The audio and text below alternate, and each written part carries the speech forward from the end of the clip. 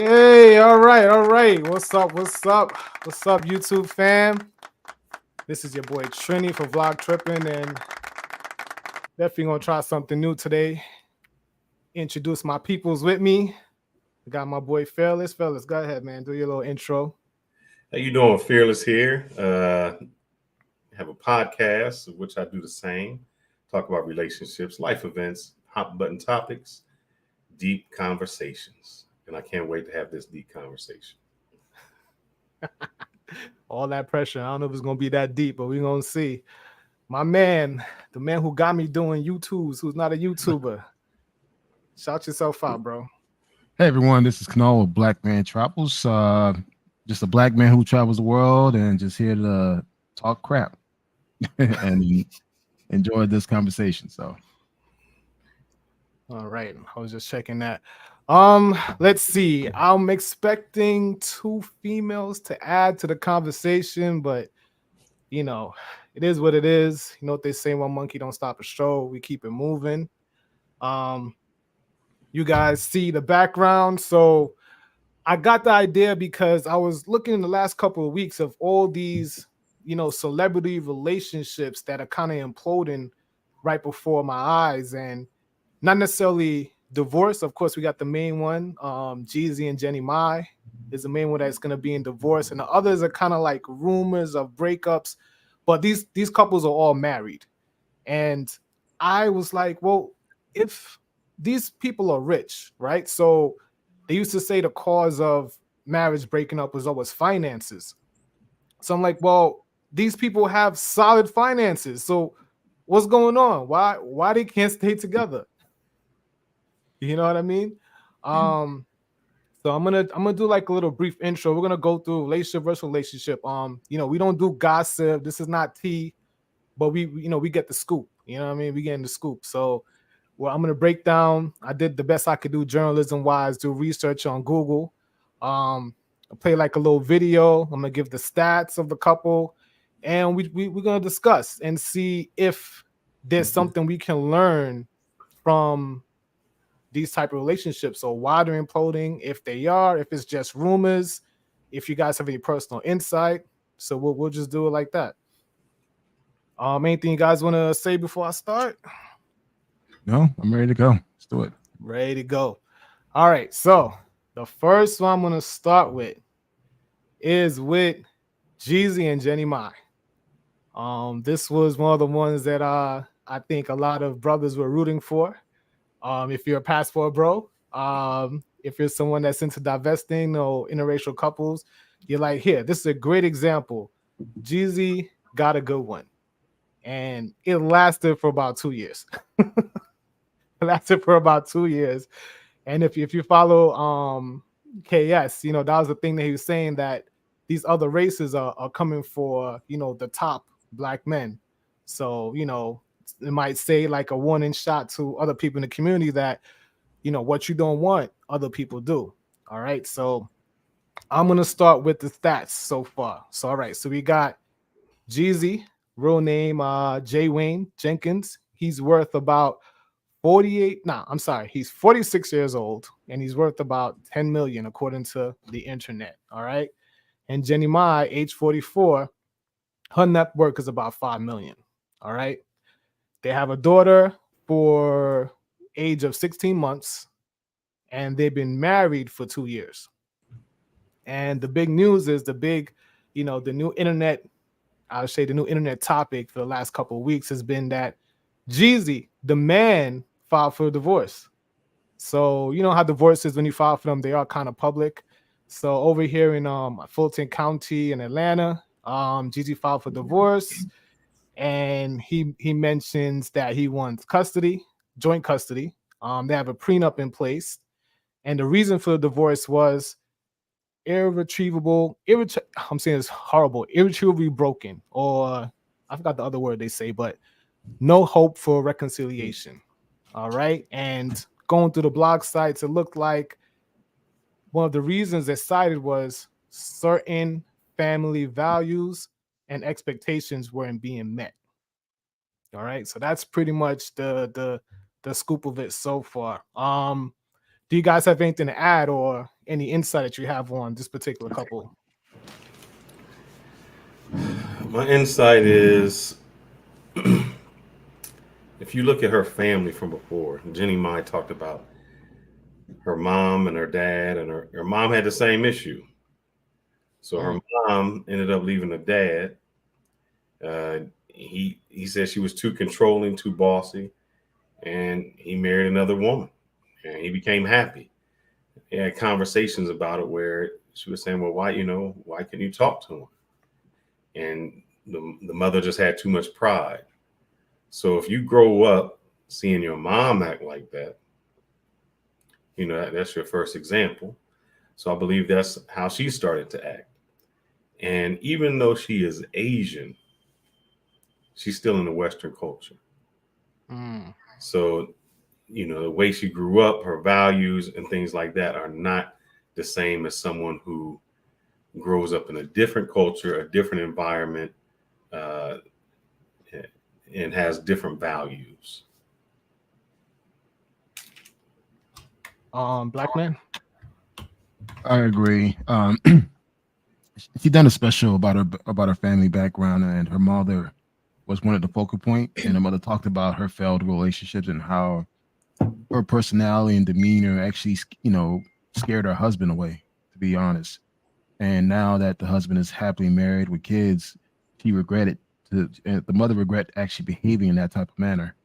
And also too, you could tell based on Jenny, she seems the person that loves attention while Jeezy doesn't. Jeezy tend to keep a very low profile. And I think that alone will rub people the wrong way, especially Jeezy when he wants to keep his life private versus Jeannie. She likes to keep herself, keep her life public. Yeah, you know what? I never really thought about that, but yeah, she is very public, especially when she's on that talk show with those with this other women who happen to be from the community. And I also recollect that she had a marriage to a Caucasian guy for about 10 years. Mm-hmm. And from what I read, I did my little Googles. The reason for their breakup was that she didn't want to have children. And about let's say 6 months later, he had a child with someone else. So he kept it moving. I guess 2 years later or 2 years later after she began her relationship with Jeezy, she had the daughter that they have now. Well, here's the thing. I think a lot of men, we know when we're ready to settle down and have a family. And whenever we get any type of pushback, once we move on, trust me, it's not going to take us long to find another person to have that family with. So I think her first husband learned a valuable lesson with Jeannie and he realized, hey, listen, I don't want this Hollywood type of woman in my life. I really just get a basic general, I don't want to say basic, but just an ordinary woman that wants to be a wife, that wants to be a mother. And I think a lot of men, especially a lot of older men, they desire that. When you're young, you want that hot Instagram model that's one that wants to be seen. But as you get older, you realize that you really don't want that. You want that woman that's going to be nurturing and motherly and wifey material. So I think that her first husband learned his lesson, and I think he made a statement. They say that he let go trash and find a diamond, something like that in that reference. Like there was a trash reference about her that the ex-husband said. But I think also, since we're on that, I think he made a mistake. He made a mistake that women make when choosing a man. So what happens? A woman gets with a man, they say, I can change him. I can change that man. And I think he thought, hey, I can change her. And, you can only be a chameleon for so long, and then your true color shows. So she could only hold it up for so long, and then who she was really came out. And I think since in the beginning, if she says she doesn't want a baby, and then waiting for that long for figure it out, that seems the usual talk in the beginning of the relationship. Or I want a family, I want a baby, or having a baby is not something that I wish or I never going to do. And some people just follow the passion, the love, the emotion in the moment, and then don't think in the future. And at the end, those things hits. The same when we try to think we can change our partner it needs to come from inside. I want to change. I want to be better, or I want to be different. We can. It's not in our power.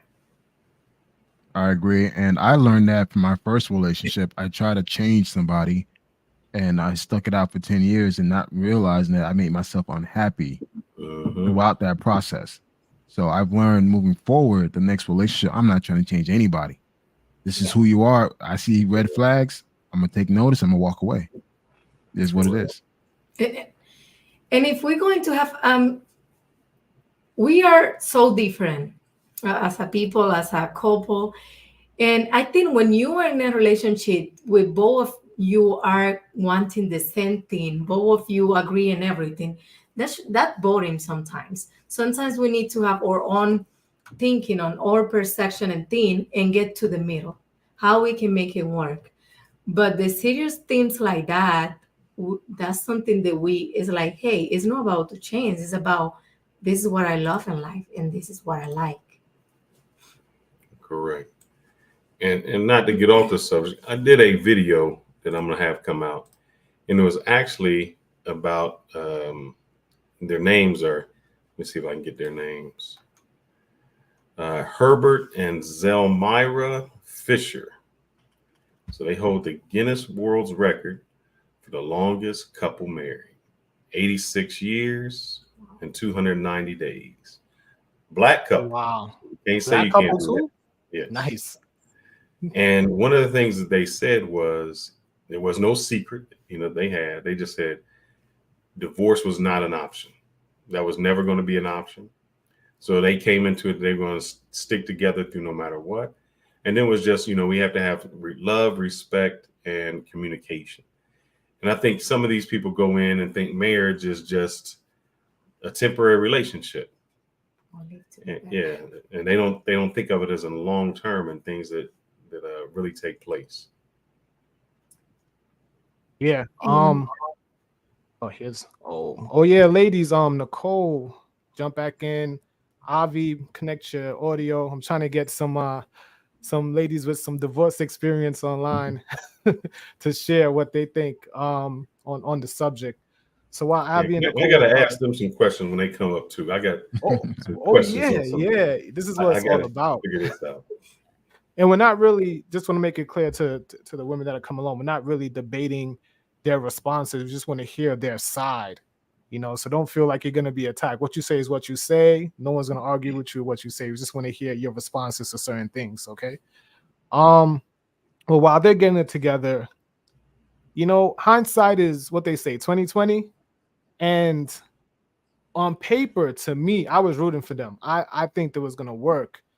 And then recently, this video came out, the video that I'm going to play, and then I'm going to try to dive into the questions that I got set up. So let me find this video. Bear with me as, your boy is new to this, trying to set things up. So let's see if I can show it. You dated black guys. Loved black guys, yeah. Yeah, I did. But for me, dark meat on the side, white keeps me mean and lean. That's why I married white man. That's what I like. Hold up. What do you mean, dark meat on the side? Because she lightweight offensive. I am I'm not. I'm saying, I really do think black men are attractive. I do. That's my... Well, what do you mean, dark meat on the side? That means, honey. You know what that means. Wait, what are you reading it as? How did you say it? I'm just saying, when I think about men, I like dark men. I do. You like your main man to be white and your side piece to be dark.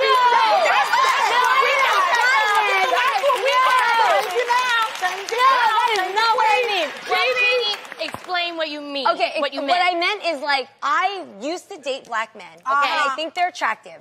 But what I decided to stick to, because it just kept me happiest, was my man Freddie, who happens to be white. Are you sure? Yes. Okay.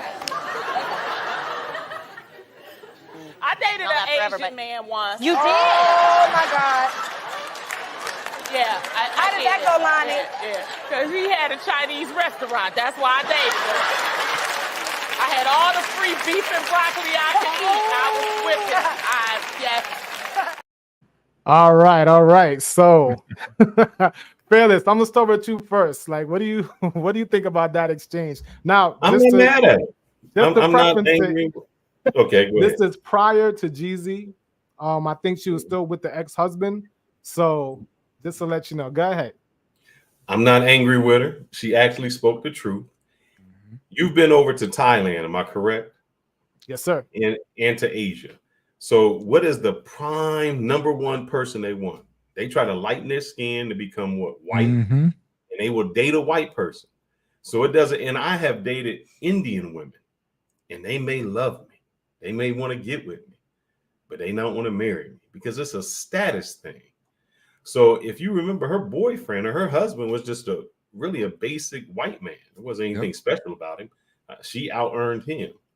So that goes to show you that an average white man can get her. But in order to be a black man, you have to be a superstar to get up there. So I think with her and her career, it's a status symbol. So I understand what she's saying. She couldn't be with an ordinary black man. That would be way below it. She'd have to have someone with some money. So she spoke the truth. Yeah, she spoke the truth. It's just like back in my college days, I've dated tons of white women, and I had a lot of great time with them, traveled with them, did all type of things. But guess what? When they graduated, who they got married to? They got married to Michael, to Robert. So it's like for me, I totally get that. And just within the Asian culture as well, the white man is the epitome of success for them. And being in Thailand, I saw that. So for her to even say that, I'm not surprised, but it's what it is. I don't take it personal. I mean, she spoke the truth. Welcome, Nicole. You're on mute. You're on mute. Hello. Can you hear me? Yes, we can. Great. I was having a little technology issue for a second, so I apologize. Vlog, you're on mute. You were on mute. I'm glad to have you on, Nicole. What you have on the topic? What you heard so far? I heard some of what you guys were talking about, just in reference to. I heard about the couple just now before I try to transition. The black couple who was married for 86 years. Is that? Yeah, that's correct. That is a long time, and I commend them. And the fact that they've always spoke to each other with truth, with honesty, which makes a huge difference, I think. And to be really honest, most people don't believe in being honest, and that is where a big issue comes. Because when you're honest, you're able to hear other people's perspectives. It doesn't mean it's always a right or wrong situation. It's just a situation. And sometimes someone else's perspective may not be something you've ever thought about before. But if that person can be honest with you, it now opens and broadens your horizons on how you think and to see and to be open to your mate as well. So. Nice. So tell me what you know about Jeannie Mai Young Jeezy. Weigh in on what you know so far. It's so funny. I try to stay away from all that celebrity stuff. So I said he's gonna be mad at me because the only reason why is because I feel like so many times they superficially get married. So I don't try to keep up with that stuff because I'm like, you know what? That's kind of fake fantasy type of stuff. And when I see celebrities who stay together longer, I might pay more attention to that, because when they stay together longer, that means they have tried to really overcome the obstacles of being in front of the limelight, and they understand the value of privacy. Right? And not having everybody in their business and able to say, get out. This is us, get out, because outside entities can wreak havoc on marriages. So. Did you see the comment that she made that yes. She want her black meat on the side? Yes. So this is the thing. I think the young gentleman here who's Black Man Travels, I think he was the one who spoke in reference to the Asian society and how they think. I remember watching a documentary one time on the Asian society, and I did not know that even though they're not melanated, that they thrive on that. That's the reason why most of them are so pale, because they look up to the white society big time. So when I heard about it, I was like, oh, okay, well, that doesn't surprise me, because I've been educated or have more knowledge on how the Asian community actually ticks when it comes up to that. So, Well, listen, I was pissed off. I was mad that this black man didn't do his research, because ain't no way in hell I'm gonna watch that video of Jeannie Mai and still go and get married to her. Like, that's crazy.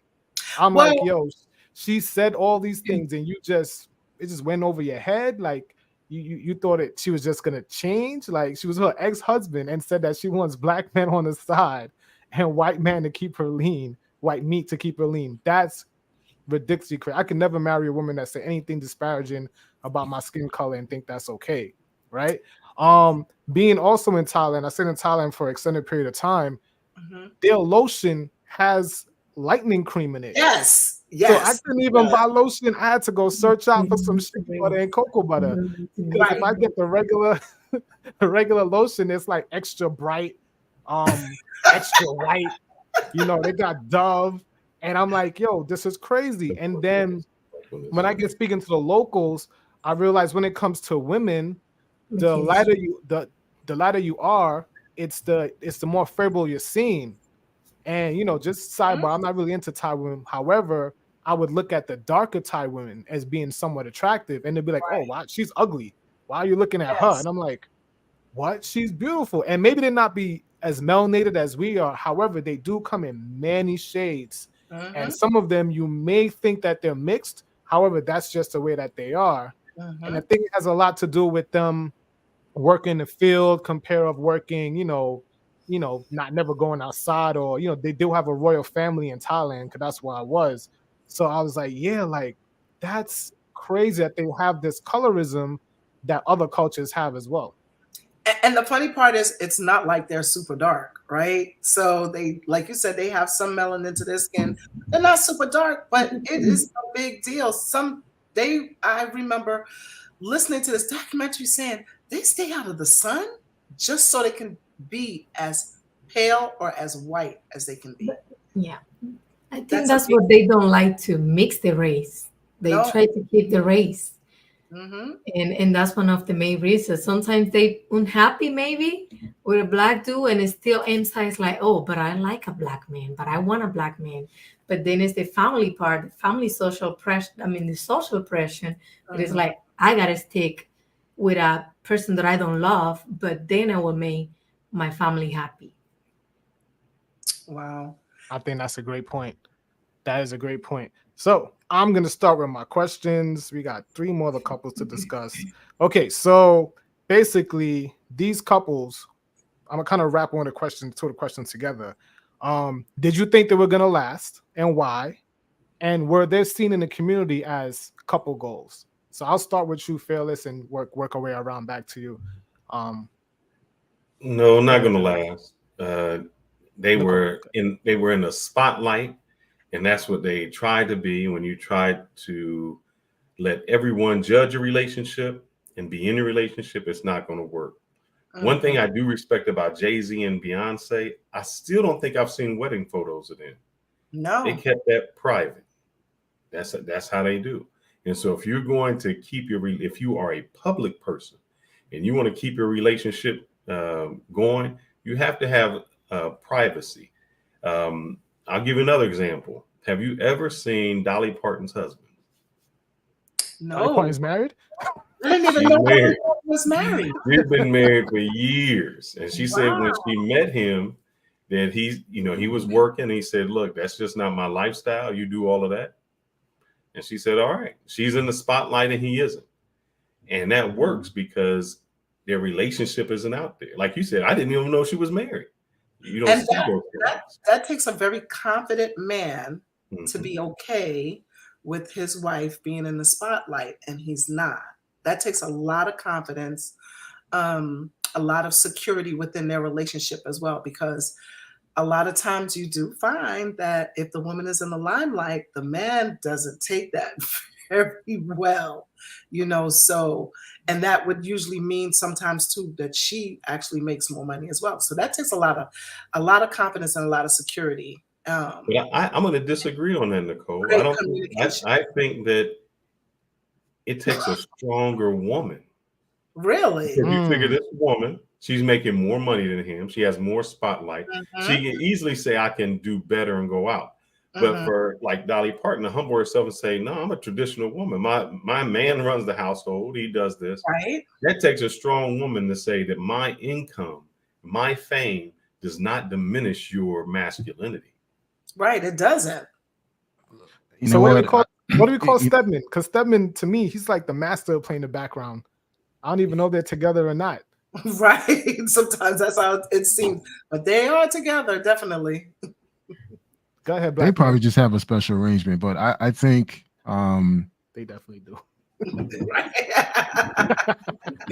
Whenever you put your relationship in the spotlight, even for regular couples, like you put your business out there so much on social media, people are wishing you to fail. So instantly, when people instantly saw Jeezy and Jenny or Gina, whatever her name is, got married, I mean, no one didn't want that relationship to succeed. Trust me. I don't even think the Black community want that relationship to succeed. But her personally, Jeezy being more of a private person, she's being the complete opposite. I knew for a fact that's going to work. But also, too, I don't look at celebrity relationship as serious as an everyday relationship because we don't go through the same struggles. Right. We don't have the same problems. Right. So, and the problems that they have, they literally go out and seek it by just putting their business out there. So, did you think that there were a couple goals? Do you think that they were going to last, Kanal? I think right now a lot of people don't even know what they really want in a relationship. I think they go based on what they see on social media. Now there's this image about being a power couple, that bullshit. So it's not realistic. Why do you call that bullshit? Seriously, it is. why? Challenge him. I'm asking why. No. It's just the power couple thing is like, okay, two people are making things happen, right, and they're all in agreement. That's a very small percentage. That's a very, very small percentage. And it's like, if your goal is to go find that 7-figure man and you're 7 figures yourself and you killing it, then more than likely it's not going to happen. In most cases, people who are so-called power couples, they more than likely will divorce. Wow. So why? Would they have power struggles? Is that power struggles? You could tell there's two masculine people, two masculine energies. Is what it is. My boss at the time I was working at Deloitte, she made over 6-7 figures easy. But guess what? She made sure she left work at 4:30, rushed home, and made her husband dinner. Right. There was no I'm the boss. None of that. Right. She got into a Range Rover, drove her butt home at 4:30, made sure that her husband had a home cooked dinner every day. So in our culture within the Black community, we want that power so bad to the point where that we have like certain egos that we need to be catering to. And me personally, this whole power couple thing, I don't believe it is garbage. It's not real. Hence why a lot of Black men, a lot of Black women are single. Because they're trying to live the certain lifestyle, what they see on social media that, hey, we can all win. No, sometimes winning is just having a simple, boring life. That's winning. Now, that's funny you say that because I had a coach and the coach told me the mastery is in the boredom. Wow. And he was right. The monotonous every single day doing the same thing. He says that's where you master what you are doing. And it's in the boredom because you have to repeat it every single day. And it does become boring, but the mastery is in the boredom. Yep. Relationships are not going to always be exciting. Just like whatever you do as a career or your job or whatever, it's not always exciting every day. I have a perfect example here. A good friend of mine, he just celebrated his 20-year anniversary with his wife. He bought his wife a $300 ring. They got married in their apartment living room. I was there for their wedding. They literally got married inside their apartment in the living room. 20 years plus. Still love each other. And they just recently celebrated 20 years together. Yeah. Because but yet you have people that demand to have $35,000 or more, $35,000 ring. They focus more on the wedding ceremony versus the actual marriage, and then you're surprised that 2 years later or 5 years later they're divorced. Yep. I mean, just to add to it, I mean, I don't think if you're a man and you're already successful, I can't see how coming home to your wife to talk about work is appealing to me. Like I would want some separation between work and home. You know what I mean? So I know a lot of women think that, yeah, power couple, let's level up together, let's build our empire. And to me, there's a level of contentment that sometimes come with a lot of men that achieve a certain level of success that they're happy with. They just want to do the boring stuff. You know, they want to, do the vacation, have the family. And I feel for some, it's always, we have to level up. We have to get to the next level. Neighbor's house is bigger than ours. My girlfriend getting married in Dubai. It's always a lifestyle chase. Competition. Keeping up with the Joneses, right? That's what they used to say, right? Keeping up with the Joneses. So I'm gonna answer part of my question. So I thought they were gonna last. I thought that they were gonna be couple goals. I thought that this was gonna be the flag banner for passport bros and dating outside your race. So I'm sadly disappointed that they didn't work out. I was rooting for them. I was rooting for Jeezy. He's doing the whole, I was a hustler, a rapper, a businessman. Now he's a husband. You know what I mean? I think he was setting up the roadmap for a lot of young men. And I think I'm a little heartbroken that they broke up. Well, you know what? Time has gone on in life, right? For me, I used to before say, why do certain cultures, why are they so adamant about you staying within your culture, right? So I might start something here, right? Now, my parents are from South America. They're from Guyana, Shake right? the table. Huh? Shake the table. Shake the table a little bit. So before I used to say, but if you love somebody, you just love somebody. That's just what it is, right? And it shouldn't matter what culture you come from. But as time has gone by, I start to realize that there are so many different aspects of relationships that you have to deal with already, that when sometimes you stay within the culture or stay within your ethnicity, it helps it a little bit better, because now you don't have to explain certain aspects of your culture, right? You don't have to. So like, West Indian people, we do different things. We cook all different kinds of stuff. Latin people, we cook. All of us are pretty much kind of like the same, right? So when you come out of that, and if I decide I want to date an Asian guy, right, that's a whole different culture. There's a lot of explaining back and forth. There's a lot of, why do you do this? Why do you, may pray 3 times a day? Or why do you have, there's just so much in that by itself that I think that it kind of bothers me sometimes when I see our men go out of our race. Because they can build with someone within the race, right? And I'm not saying if you fall in love with somebody, that's fine. But if you intentionally just go out there just because that's the thing to do, that's, to me now, when I see life, I see it differently, because there's so much other struggles in a relationship. That's one of them we don't need to have to deal with. I'm gonna be honest with you. Just to be able to relate with each other. So I I'm agree a preface wholeheartedly with you. I just kind of wonder. I'm glad to hear that. No, look. I'll give you an example. My wife here, she's Dominican, right? And there's just certain, her word for me is frio, which means you're cold. Cold, yep. Because when they see each other, they gotta hug each other, they kissing each other. And I'm not really like that. Like when her mom sees me, she's like, he didn't hug me. Right. Or those little traditions. I'll give you an example. I'd gone in the house and, everybody's there. You got to say hi to everyone. That's the thing. I left out to go get something and I returned like 20 minutes later. And they were like, well, why didn't you say hi to everybody? I'm like, damn right. You're being rude. That's being rude. That's part of like the West Indian Latin culture. You come into a room, you meet everybody, you have to say hello, you have to say good afternoon, you hug the people that you go around the room. It is part of connecting. Yes, more affectionate. And you know, Latinos are more affectionate. Yes. You know, people from Caribbean are more affectionate. And as Americans, we're kind of more standoffish. We have a circle around us. This is our space. This is our space. That we try to go to. Correct. See, but now, on the flip side, we watch movies, and you know, it might be a racial type movie, right? And it's like, I got to explain. You know, you know, usually if I watch that same movie with a Black person, we both on the same level. We like, yeah, that's how it is. We have that understanding. There's a history behind it, right? But we don't have that. So you have to really be flexible and understand the culture somebody else is coming from in order to get there. If not, y'all gonna flip. And I think that's the same thing with Jeannie Mai.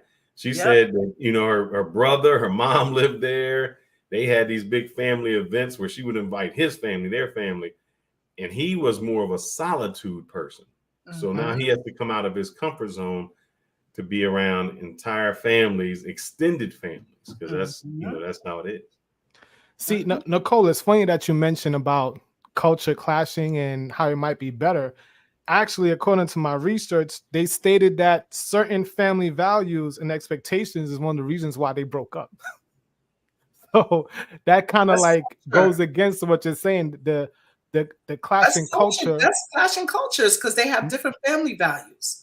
That's where I said where the struggle starts to come in a relationship, because the Asian side might be, they believe in discipline, and then his side might not. So vice versa. Or vice versa. Exactly. So it's difficult. And I'm telling you through experience, because I told you I was married and now I'm divorced, and I was married to an American man. Well, because I was born and raised in the United States, I thought that it would be okay. But no, the cultures are different. I still hold near and dear to my parents' culture, even though I was born and raised here, right? And the cultures were different, and how we thought about things, how even going about and achieving things, we thought so different. You know, and we got married fairly quickly. We got married like in 9 months, right? So it amazed me. Now when I sit back and I look back, I was a little bit younger. Maybe if I was a little bit older, I might have tried to sit it out and wait it out and try to work it out a little bit more. But when I look back, and they always say hindsight is 20/20, right? I just realized how much of a difference of how we thought. So for him, he thought that life was a struggle. I wasn't taught that. I was taught that life, you sacrifice for the things that you want to get, which is two different ways of thinking, okay?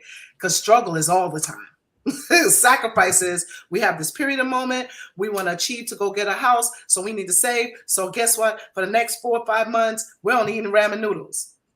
That's our sacrifice, right? We're not doing anything else. That's a sacrifice. But for him, it was, oh, there's always something that's going to happen, and we're always going to struggle. No. That's not true, you know? So that in itself is what I'm talking about, like culture clashing, if that makes sense.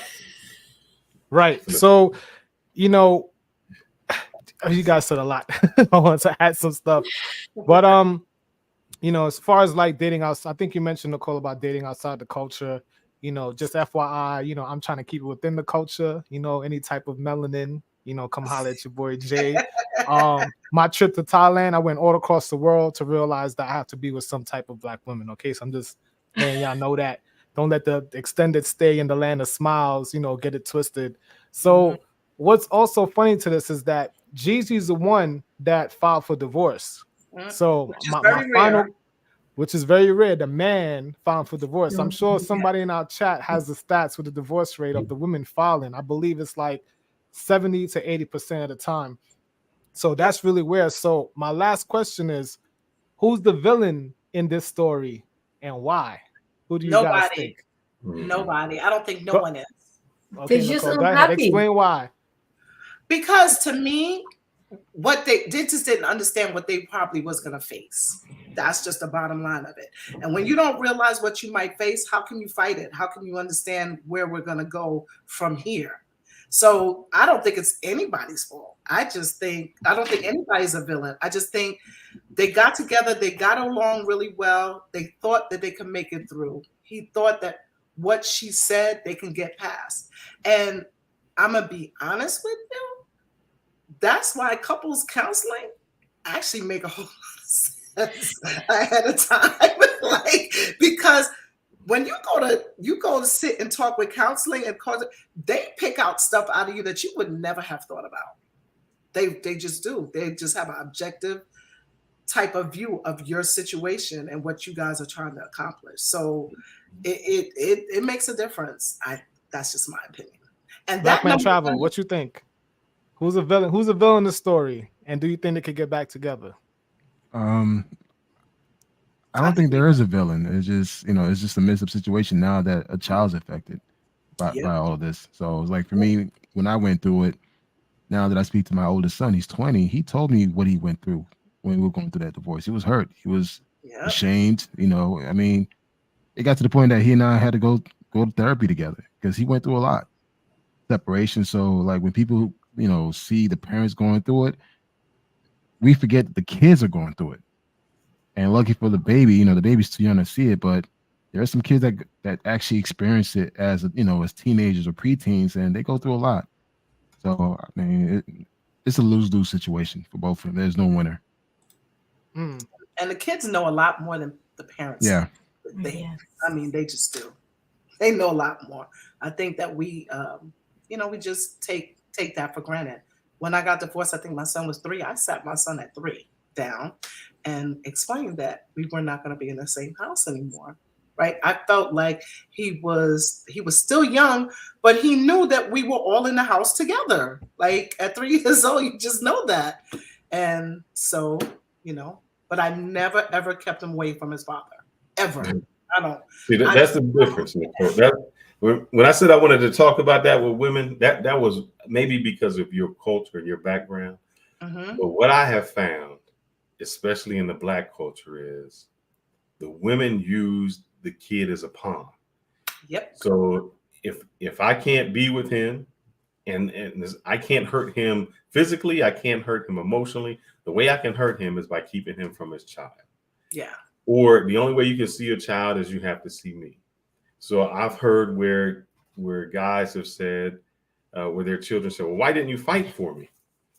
And the question was, why did I have to fight for you? Right. I don't think they understand that. So I'm glad to see that you did that, but I don't think that that's typical throughout where when people leave, that's not a typical thing to say, hey, this is still the father. He can still make decisions for the child. It's an emotional roller coaster for men. So sometimes men just walk away just for a sense of peace. And it's when we have a John Manston being like, oh, my dad never loved me. My dad never wasn't there. My dad wasn't in the picture. But what was the reason? What was the reason? Who fault was? Yeah. And I think as a female, we gotta working really hard on those things when we take the decision and we have kids. Okay, we're going through divorce, but we need to make our kids part of it. They need to know what's going on. They need to understand, and we need to respect their emotion and their way they thinking in the same way we want to be respectful, because they don't understand, and sometimes they growing up with that empty. With those empty and confused ideas that my dad never loved me. But what about what your mom fault? But I think that also comes down to culture. And I know we talked about, you say you want to be with a Black woman or things like that. But the reason it's so easy for her to leave and keep her kids away from their father is because that mother was kept away from her father. She grew up as a single mother, as a single child, because her mother was single. So it's just a continuation that goes on. I think that's twofold, actually. I think society helps a lot. Men should not have to fight to see their kids unless they're abusive. Correct. Okay? If people separate, a guy shouldn't have to pay thousands of dollars to an attorney to see his own child. That's insane. He shouldn't. If the woman is taking him for child support, guess what? Automatic visitation. He shouldn't have to, outside of child support, then now go spend more money to go get an attorney to go ahead to get visitation. That's insane to me. Like, so society kind of helps with the separation and not having men in their children's lives.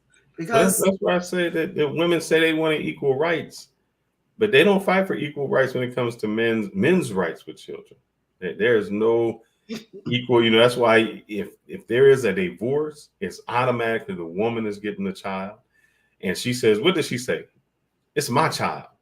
You can't do my child like that. And you're like, well, didn't I have a part in having this child? Mm-hmm.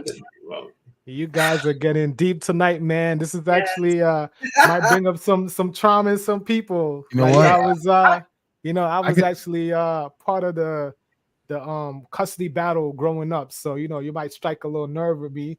So I'm gonna bring it back to Jeannie Mai. I got you, Kanal. You're next.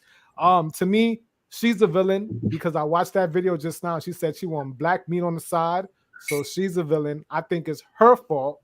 And I think Jeezy's a victim. I think he tried his best. And for a man to actually go and ask for a divorce, I think men rarely leave marriages, even if it's not the best thing for them to do. I think men rarely leave relationships. Like I could probably count my hand relationships that I left myself.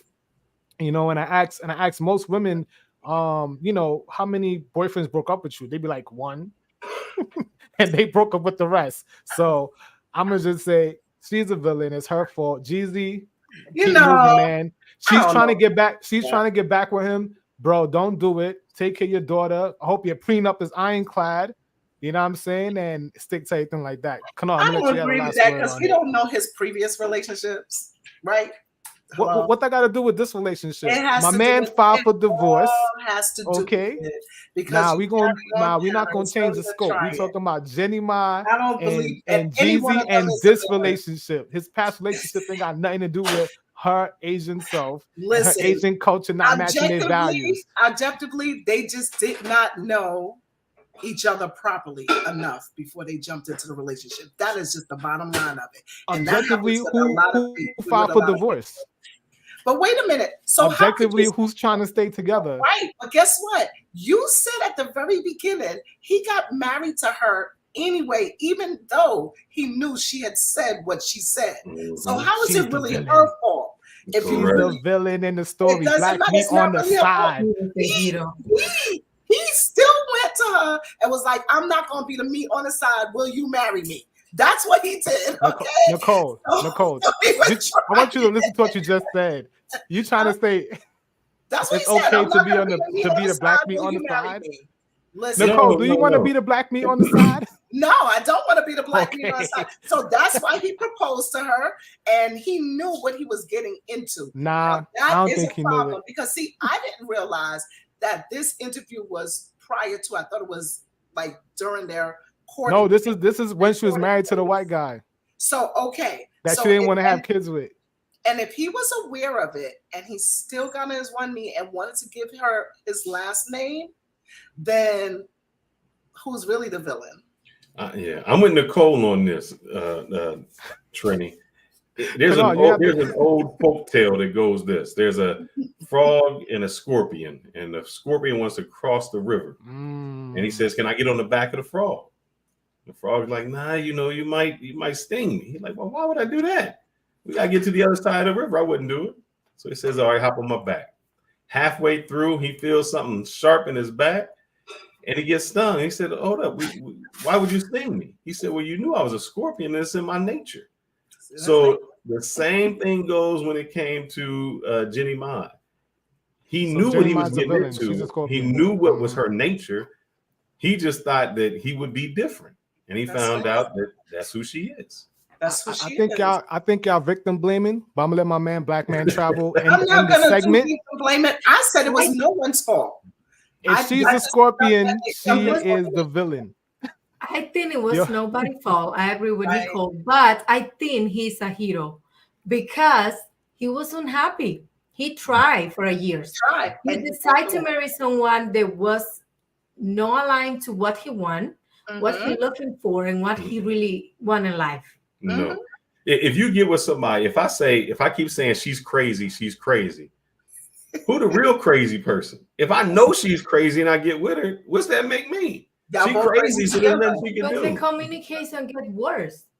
And maybe he cannot deal with the fact, then I cannot deal. She don't want a baby. I want a baby. I want several things in life that she cannot give it to me. Right. He got to the point that he was on the top and was like, you know what? I need to get out of this relationship. I totally agree with that. I think if anything, Jeezy set the example for a lot of men to follow, to do things proper. Yep. Use the court system for your advantage. Like if your baby mother's gonna threaten you to put you on child support, you know what? Go to the revenue office and put yourself on child support. That's right. Don't wait. So don't wait. Take the first action. No, I agree with that. I totally agree with that. Don't involve the court in your personal. No. The court the court protects you. Right. If you know how to use it right. It protects women and children first. I'm going to say this. The only way I think that you should not go to the court is if you guys are amicable and you can actually have a conversation and you say, yeah, I'm okay with this amount of money. But sometimes when people start getting into that divorce situation, and then when Jeezy moves on, that would have probably been a whole nother situation, right? And that's why I tell guys instantly go to the Department of Revenue office and put yourself on child support, because you'd be amazed. You are protecting yourself from BS. Because the thing is, once she sees you moved on with someone else, you don't know what her emotional state is going to be and what she's going to do. So guess what? Use the court system to protect you, to protect yourself. Because the thing is, all she need to do is start calling you, make up some BS arguments. She have you cussing all over the phone, secretly recording you while you losing your shit, and she using that against you. So guys, look, if you're done with somebody, if you're married and you feel like you've done everything you could to save that marriage, go ahead and divorce her, man. It is what it is. Baby daddies, baby mamas, if you've done everything you could and she's still trying to use the threats, guess what? Go put yourself in child support. You'd be amazed. You're more than likely end up paying less than what you think. Because you're still active. But the funny thing is about just that whole scenario by itself is that a lot of men stay in horrible marriages and they are miserable. I mean, miserable. Horrible marriages, horrible relationships. And I often wonder, like, why do you do that? Like, I have guy friends literally guy friends. And I'm like, I would never tell anybody to leave, but if it's that bad, you should strategically place yourself like a woman would to ultimately have a better life, right? I think that children are, they get stuck in the middle, but it's better that children see two happy parents apart than two miserable parents together. All right. I think that's another conversation we could wrap up at the end. I'm gonna say shout out to Ronan, man. He says he who goes to court first wins in child custody cases. It's true. My only, I agree with everyone else, and I don't got no kids, so I would preference is that once you put the law in your life, it's hard to get them out. So just be very aware. All right. So we're gonna move on to. Go ahead. I got one more thing to say on that. I disagree, and I'm gonna agree with Kanal. There was and I seen it on Vlad TV or something. There was a football player who had been paying his girl and over $1.5 million. And then when they went to court, she took him to court. His child was 18. She took him to court for child support. He's like, I've been paying. Just said, we don't count none of that. They don't count that. Those are gifts. They call it gifts in the court system. That's called gifts and taking care of your child. That is it. So that's why I agree with Black Man Travels. He's right. Take yourself to court. What's the difference? If you're gonna pay the money, then take yourself to court. All right, guys. We're gonna move on. We got like 3 more couples to discuss, guys. We're already an hour in. This one might be a little shorter because I don't have as much material information on other couples. So, Iman Shumpert, which is bad. I don't watch NBA. Maybe you guys could expand. I know he's an NBA player. I don't know who he played for, but he's worth 30 mil. Teyana Taylor, I know who she is. She's an actor, actress, musician. I like her music. She's worth about, according to Google, $5 million. They were married for 7 years, right? And about a couple of weeks ago, they announced that they were separated. And it was really hard to get anything outside of that. So they separated on the low, real private. I'm going to play a little video also. But I know they were really into a lot of extra stuff, like extra people, extra partners. I know that was their thing. They? Yeah. So I want to go around the panel first if everyone has anything else to add on it before I play the video. No, I want to see this video. You want to see the video? From what I heard, she just said it was not because of infidelity, and they had separated some time ago. So, and I think she said a statement that, I keep all y'all out of my business. So right. They must have had a personal problem. So it wasn't about the money. It wasn't about infidelity. Yeah, you know what? I respect the way that she did it because she did it real coy, and I don't think anyone knew about it until she said something. So this could have been. Right. We don't even have a timeline for this. This could have been months ago. But let me see. Where did I put it? 1, 2, 3. That's Papoose. Hold on, let me see if I find this video real quick. Look at me being unprepared. I swear I had all this set up already. You know what? I think I'm gonna just read it because it's not really her voice saying it. It's just basically. Let me see if I pull it up. Pardon me, you guys. I even put the background music on. I'm wilding. Wait, I think I found it. Give me a second. See, I did homework for you guys. I was up all day, up all night. I drove from Houston for 12 hours. Shout out to Fearless and Yanil for hosting me in Turkey. What is it called? Turkey Wings? What is that place called? Turkey Leg Hut. Turkey Leg Hut. Mm-hmm. Hold on.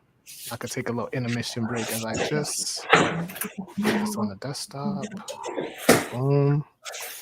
Desktop. There we go. It's open.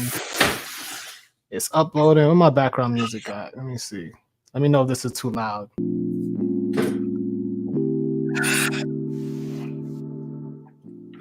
You guys hear that? All right. So let's see. It's uploading. Don't want to skip around, but I just want to keep in order. Oh, definitely, people hit that like button. Thank you for the comments. I couldn't get to read much of the comments because, if you want to hit a super chat, go ahead. We got a lot of people giving us their precious time on a Thursday. You know what I mean? So I appreciate y'all. This is a new thing that I'm doing. Thanks for rocking with me. And it's still processing. Nicole, what you doing? You got work tomorrow? Yeah, of course. I always have work. Yeah. Thanks for it never stops, really. Today was really hectic. I almost forgot. I was like, oh my God, I gotta be on the show. I had some work done at the house, and they hadn't left too long ago. I had to cook. So since I was home, I actually cooked. And I know my son was happy. Brown stew chicken and rice. All right. Okay, so I got the video. Let's go. The 2-minute video, guys. Teyana Taylor and Iman Shumpert have called it quits on their marriage. The singer announces on September 17th on Instagram that she and the former NBA player have split after 7 years of marriage. In her post, she also debunks recent rumors about their relationship, writing alongside a photo of the two dressed as Wayne and Garth from Wayne's World, quote, not too much on my bestie. In all fairness, Iman and I are separated and have been for a while. To be 1000% clear, infidelity ain't one of the reasons for our departure.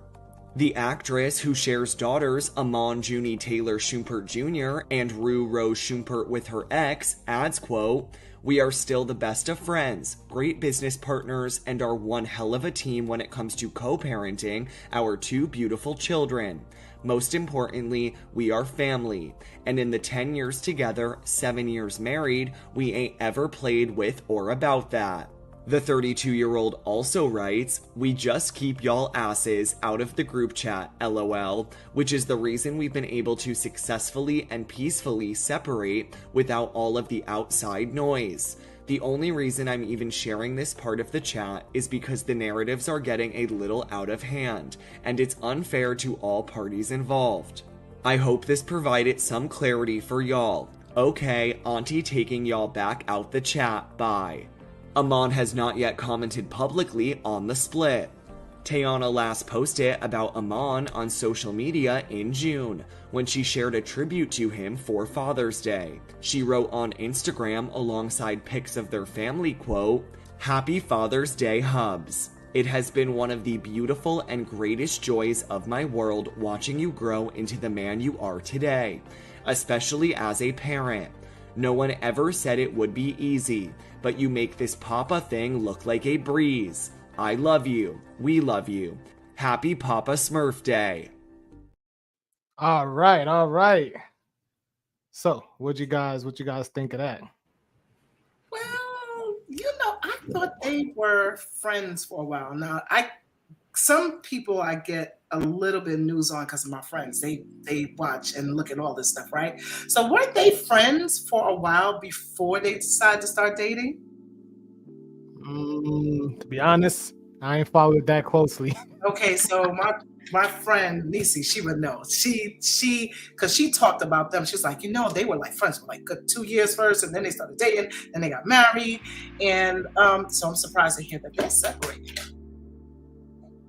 Well, if someone knows, put in the chat. Let's say, okay, so Ronan said they had a kind of open relationship type of situation. Yes, and what did I say? Whenever you let the outside in, doesn't matter. I did like how she ended, though. It looks like they did it real low key, which is good. When she said that infidelity wasn't part of it, I'm like, why do you gotta announce that? Because most time when somebody breaks up like that, and he's a basketball player, they're gonna be like, "Oh, he cheated. She found out he cheated." But I give her a lot of thumbs up. How she still recognized him as a good father, a good family provider. She didn't tear him down at all. That's how. Because you got to understand, they have kids. Right. And those kids have to say, "That's my father." So how are you going to talk about my father? And I think she did a real great job of really not tearing him down, building him up, actually. That's true. And I don't know who that is, but is it Coam? He's absolutely right. When you have the same faith, whatever that faith is, that makes a world of difference too. I always say you should have goals together. All that keeps all the white noise and all the other stuff outside. So I agree. Kanal, anything you want to add to it? Do you know much about Nah, I don't really follow them, so I have no idea. Yeah, it was really hard to get information about them, to be honest, and I guess that's a good thing because I guess that's what she wanted. She wanted to be real quiet and low key. They were married for 7 years. I think they have 2 kids together. Like I said, she's a successful R&B singer. She's also an actress. He plays basketball, and to me, she's a little. What can I say? Well, it could be due to her job. I mean, she's a little out there, like with the revealing clothing, and she did like this really dope video a couple years ago that was kind of like showing everything, even though she was wearing clothes. And I didn't think it was gonna last, especially when they start talking about that open relationship. We go out and pick people together, and I think for a marriage, I don't think you could actually have a solid marriage with that for their type of celebrity. You know what I mean? So. She said there's no infidelity. I'm like, go ahead. I was saying, because because they are all in the limelight. So that makes that a whole kind of different situation. It's hard to keep private if you're going out and picking people. Let's see where my questions at. I know we don't have much to go on, but I'll try to wrap all the questions together for this, people. So we'll say that, did you guys think they were gonna last? Do you think why they broke up? And who's the villain? Well, I don't know enough to say who's the villain on this one, right? Yeah, fair so enough. I would have to agree with Black Man Travels. I didn't really keep up with them enough to even. No, I don't even know how people keep up with all these people. Like, my life is busy. Listen. I was slaving away, calling all my friends. You know what I mean? I'm trying to get the scoop, not the tea. We don't gossip. You know what I mean? So I was trying to build. I think I sent everyone like little links and stuff. Whoever got the questions the day before. I guess they really kept it quiet. So there may be some, positive in that, hey, if you keep your relationship quiet, you can get through these things without the world in your business making it worse. Yeah. So. Yeah, and outside entities make things a lot worse. A lot worse. I've seen it over and over again. Huh? I was saying if Black Man Travel want to add anything. No. I mean, I kind of said this earlier. Celebrities, I don't use them as a benchmark as a successful relationship. If anything, majority of times, at least 95% of the chance that they will file for divorce. So I really don't care about the relationship. Bro? Yeah, I mean, you don't really hear it. You always hear they getting divorced every time you turn around. Yo, if I include the Caucasian couples, the list will be long. So I was like, nah, let me keep it to the community because it gets crazy. Fearless, y'all want to add something before we move on? These two giggling. I'm laughing at you, Trini. That's all. I say, Trini, why you into that so bad? Like, you're not even married. Wait for you get there. You will see. Because I know, right? In my opinion, when we talk about marriage, if we compare the marriage of our grandparents, parents, things was different. Like they was about something breaking, we try to fix, we try to make the things work. Right now, for anything, it's like, okay, I'm divorced, I'm out, I got my money, I'm independent, and I just leave the relationship. Instead, like, what I'm working on me, what I need to work on. Maybe it's issue that even if I left and I say, okay, I will fail the divorce, but still I have to work on me. Just because I left that relationship, that don't mean that I will be better or I will be ready for the next relationship. Absolutely. And I think that's the big problem that we have now. Not just like Ken was mentioned before. We see this celebrity relationships in social media. They so happy. They got everything that we wish. Like the Barbie movies that we see. Marriage is not like that. Marriage is like a everyday work. We gotta work every day in the relationship, in the communication, in the solving the issue. Don't go to bed angry, agree in things, disagree in things, but one of the two have to break it down and say, you know what? I just let you be. Because if we both try to break in things, we're going to break him off. And I think that's the big issue that we see as the new married life right now. And I have to agree because honestly, most people are not intentional. Like, you have to be very intentional in your relationships, like super intentional. You know, you have to be intentional not to really try to hurt the person that you're with, to say the wrong things that would hurt the person that you're with, not to trigger that person. Like, you really have to learn the person that you're with. And hence goes back to what I say, with if you have cultural things that are alike, at least you know that part is easy, right? But then now you're still getting to know that person, because even though you may have same cultural backgrounds, the thought process with certain things can still be different as well.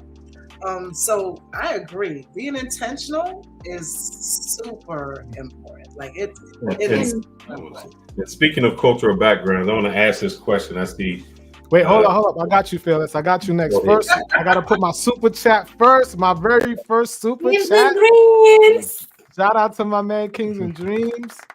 You know, we had a dope time in Cuba together. It's actually AD, Yanil, Black Man's Travel. We all went to Cuba for like the longest 4 days of our life. Yeah, we had some ups and downs. So overall, we had a great time. We got some great footage. So shout out to Kings and Dream, my first super chat. You guys keep them coming. You know what I mean? All right, come on. And yeah, shout out to you, man. And he was a little under the weather today. He's supposed to be in the panel with us also. So I appreciate him just checking in just to support. And yeah, we're gonna get to that question. Hold up, where is it? Where is it? Mr. Fearless. There you go. Boom. I'm gonna take it from there. So I'm gonna ask you this: do Dominicans prefer to marry a Dominican or a foreigner, a gringo? Wait. Before you even answer, preference that Black Man's Travel and AD Fearless. What does that mean? Are in relationships with Dominican women. Just to give you guys a little heads up and preference before you know the answer. Go ahead. It depends. It depends. I mean, I love Black, and this guy made me feel. I can only speak about my experience. I made this Black guy. I like Black, and I get in love, and then I just go for it. My family was like, Black? He's a black, like a Black man. Yeah, I love Black. I love Black. And because and it's okay, but it's not about the color or the race. I think it's more about, you know, the movies that we used to watch before about how Black culture was or is. It was about that. They have different mentality about Black people, and I have to fight with my family about that. Like, hey, no, you're wrong. This is not like this. This is like that. Maybe you need to go back and read. Ate you need to watch a video, some movies, and get a little bit of education about. Yeah, they straight up thought I ate fried chicken and watermelon. Yeah, right. Because you know what? Marijuana. And I was like, no, my husband is not like that. And like when I speak with my husband and I hear my husband talking, I just been like, oh man, I wish I have that vocabulary. I wish I'd be fluent like he is, and you know, speaking the way that he speak. But yeah, answer your question. It depends. So, and then that's so funny because he said, "Do you prefer Dominicans or a foreigner?" What is considered a foreigner? Like a people from another country. Yeah, but I think it's still easier for them. This is my opinion, to marry first a Dominican, right? Because they just understand everything. I mean, from plantains to mango. I mean, the food, the family. Right. Second, I think it's easier to marry a Latino. So now maybe you're Dominican and you have a Colombian or Venezuelan, because then they have a language together. They still are Latino. So you figure the music that you're going to hear is going to be the same. The dancing will be the same. Right. Yeah. So they're going to have all of those things in common. I think that we are. Then thirdly would be West Indian, right? Thirdly would be a West Indian person. And then lastly would kind of be like American, right? As a foreigner. As Americans talking to a foreigner. Lastly would be the Black man. In American, you say like a white man.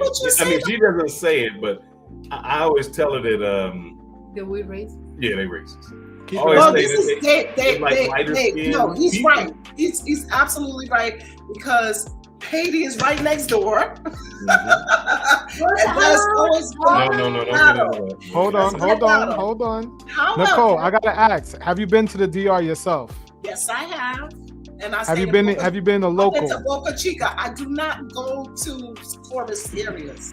So you've only been in the resort. I just want to preface. No, I wasn't. I never stay in any resort anywhere I go. Okay, so you have boots on the ground. You experienced and observed certain things that you could speak. But I didn't. But this is the thing. I'm such a friendly person when I go certain places. that I don't experience that. For some particular reason, I don't know what it is when I go places. Either I'm being totally blind or I just don't simply care. Because I want to be careful because we all have been to DR. Some of us multiple times. I think Black Man Travel just came back like maybe last week. He's fresh. He smelled like the Caribbean still. You know what I mean? My cousin right now, he's dating someone who's in the Dominican Republic, has an apartment there. She lives there. That's where my cousin goes to go visit. So he has a Dominican woman. So Kanal, just add something on the Dominican versus foreigner with your observation. Definitely. Well, tell me. All right. First, I don't know if you guys can see this, but this is. Oh, okay. Yes, we can. You can see it now. She looks young. Nah, she's 30. Okay, how old are you, if you don't mind me asking? 45. She's young compared to you. Yes. Okay. Well, I mean, listen. Stop the cat. She is 15 years. You're 15 years of a senior. And the truth is, yes, you may not be able to be daddy, but she's a lot younger than you. But this is the thing.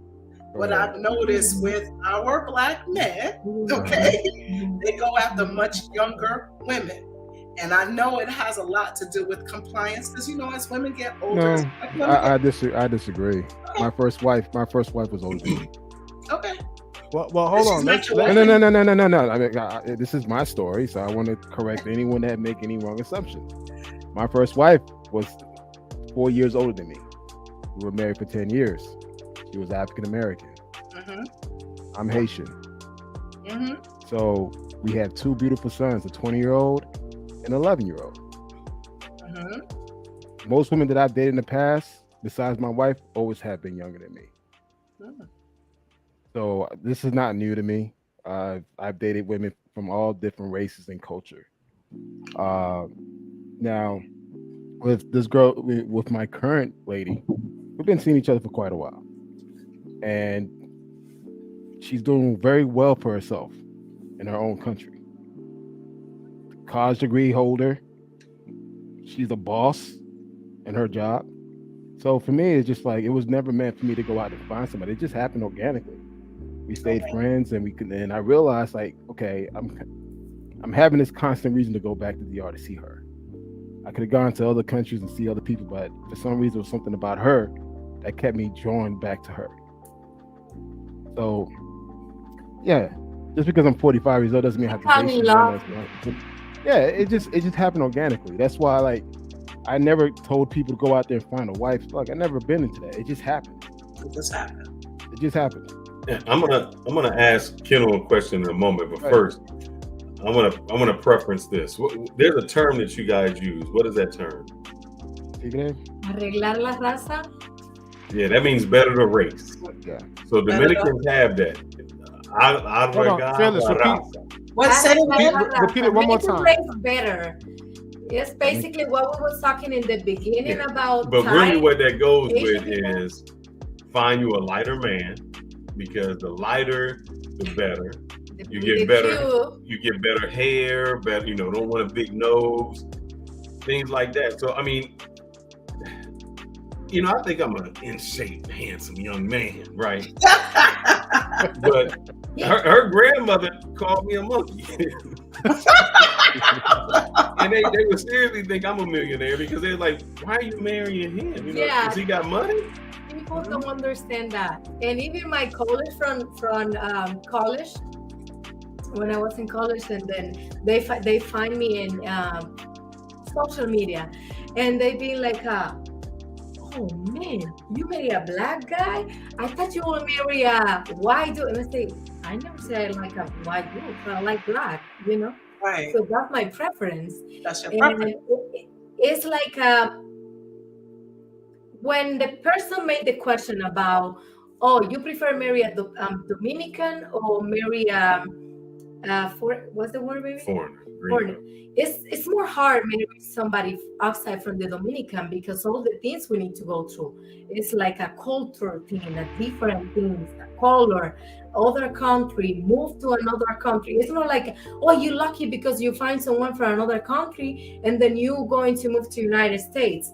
That's totally wrong because I have to change my entire life, my career. Like in DR, I was doing my perception right now is that every woman overseas is dirt poor. They need a man to come to the States. Exactly. You'd be amazed. That I don't know why. I don't know where that perception came from. But that's the current I perception. don't know where, and then it's like when I people when I have to face like you see, comment like that is bother me because he's my husband. First of all, you respect my husband. He's at the top of everything. I don't deal with that you come and talk back about my husband. If you have different about my husband, you go and deal with your frustration and with your difference outside of us, outside of my relationship. And I have to step back with family and good friends. Like my choice, what I like, you like it or not, you have to like him, accepting him, or you need to get out of my life. Because I don't have energy for that. And it's little things like that then it's wrong about people from here then think, oh, we come in here and we get banished. But really? Yeah. So back to not to cut you off. This goes back to my question for Kanal. Yeah. Because we talked about that. You are Haitian. I'm Haitian. And you are with a Dominican. So I need to know what happened with that. And so for the people who don't know, in my opinion, Haiti is like the Mexicans to the United States, where they would be second class. They all live on the same island, but they would consider them second class citizens or not as good. And even Dominicans, when you say you're black, they're like, oh, no negro, no negro, me no negro. He learned that So now my question is to you, how did that go with you being in DR with a Dominican and a Haitian? I mean, for one, most people don't even know I'm Haitian unless I tell them. Okay. So, and two, you guys met me in person. Most guys ain't gonna say shit to me in face. So it's like, all right. Then two and three, I think DR has a huge colorism issue because, like, I know it's like whenever her and I are together, people stare at us. Like they see me and they see her as like, especially the guys, they hate on me sometimes. I'm like, whatever. But to me, it's just like I'm at a point in my life where I know what I want and I know that I'm not going to give certain attention to certain people. One thing I kind of made clear to her in the beginning, hey, listen, I'm Haitian. Do you have issues with Haitian people? No. If you and I were to have a child together, you know that child will be Haitian, right? Yes. But he'll also be Dominican. He or she will also be Dominican. So the thing is, we kind of scratched that issue off jump. And once I met... The younger generation is different, though. I will say that. Younger generation, to me, will mix in a minute. They don't care about all of that. It's past a certain age where they kind of really are stuck to the colorism. But at her age, yes, she's going to be open to it. But also, too, I've dated Haitian women where I dated one Haitian, the Haitian that look like Fearless Wife. They're Haitian that look Dominican, Spanish, mixed. right? Yeah. I had one Haitian girl that I was dating. Her aunt told me that I was too dark for her.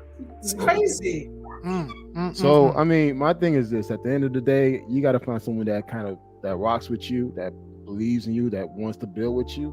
And I found her. And it was just like, yes, there was an age difference, but she acts older than me. I have a very young spirit. I have a very adventurous spirit. So it's just like, for her, she's a homebody. She's more like, hey, instead of going out to eat, I cook and give me the money in my pocket, So it's just all right, guys. I got another super wait, chat. This let must me be my ask lucky night. Hold on, Nicole. Hold on. I gotta read my super chat. Kings and Dream again sent me $5 super chat. I think this is a response to you, Nicole, about beauty. He said, that's not black men. That's all men. I saw that. Most men value youth and beauty. And I will have to agree on that. And it's not just it's not just a black thing.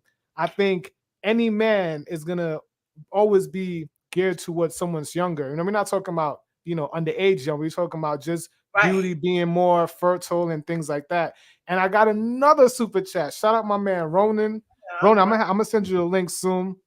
He said respect to the panel. I guess he likes the subject matter. He likes the discussion. So thank you guys. Shout out to Ronan. He also has a YouTube channel also. Ronan, drop the link of your channel and I'll post it up so everyone can take a look at it. So yeah, guys, just want to let you guys know that's going on. So thank you. Let me say this. Let me say this to you guys, you men who value beauty and youth. Okay, you forget that y'all getting older too. Oh yeah. Right? and that's what's crazy, because I'm gonna say this, and I'm probably about to shake the table again. Right? If I were to date younger, you guys would look at me in a whole different light. And that's all right. Can I say this? Yeah, I'll go after King. There's a reason why also too, I wanted another child. So dating someone my age cannot give me another child. No, they cannot.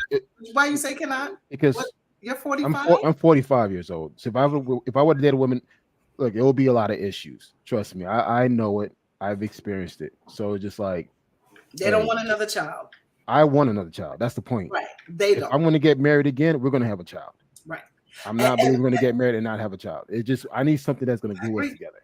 Right. So for me, again, it was not something that I purposely went out to seek. It just happened. And that's why, like, for me, I'm always giving pushback to passport bros and everything else because they purposely promote it. And I'm like, yo, just go live your best life. If it happens organically, then let it happen. Right. But for me, I was married. It was a great marriage, but we fell apart. And now it's amazing. My ex-wife, our relationship is amazing. Our co-parenting. I have drinks with her fiance right now. I go pick up my son. I sit in the back and have a couple of drinks with him. We talk, and it's just like, hey, it's how it is. And that's how it's supposed to be, honestly. And the thing is, it's like, with my Dominican lady, girlfriend, fiance, her family doesn't have any issues. My family don't have any issues. She met my family. I met her family.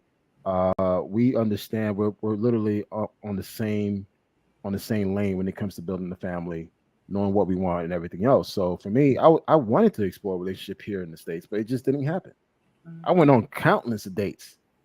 I mean, it just didn't click, and it just if you're dating in Atlanta, forget about it. And I'm in Atlanta. You're in Atlanta too. Listen. What you're saying to me, I didn't realize men was having so much issues dating in Atlanta as well as women.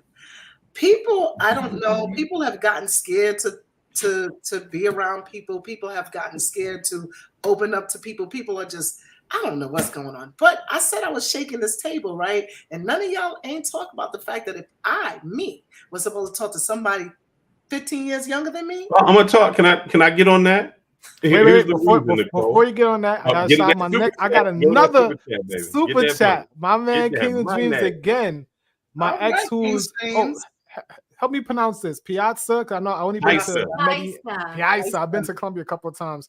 Father wanted to make sure that I was serious about his daughter. Right. Okay, so the parents are heavily involved in, I should say, Latin relationships.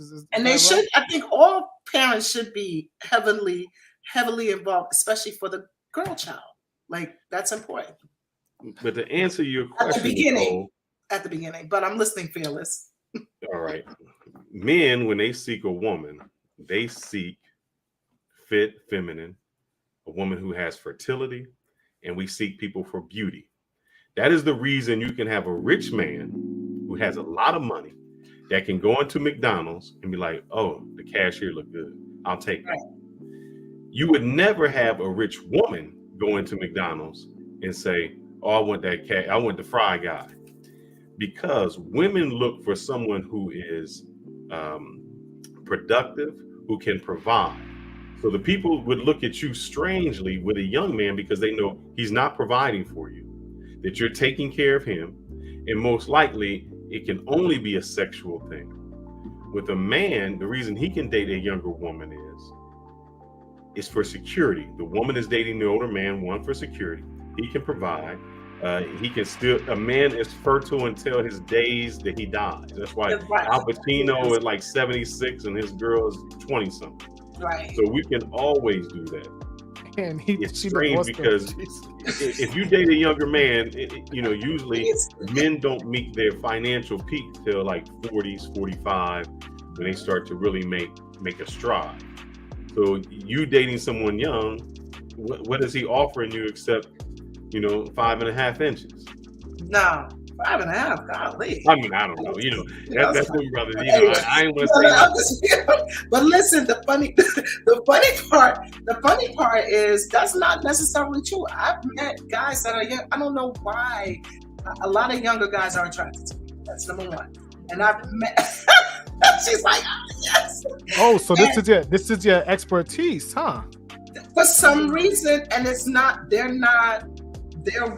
doing well in their lives. They have chosen to take a career path instead.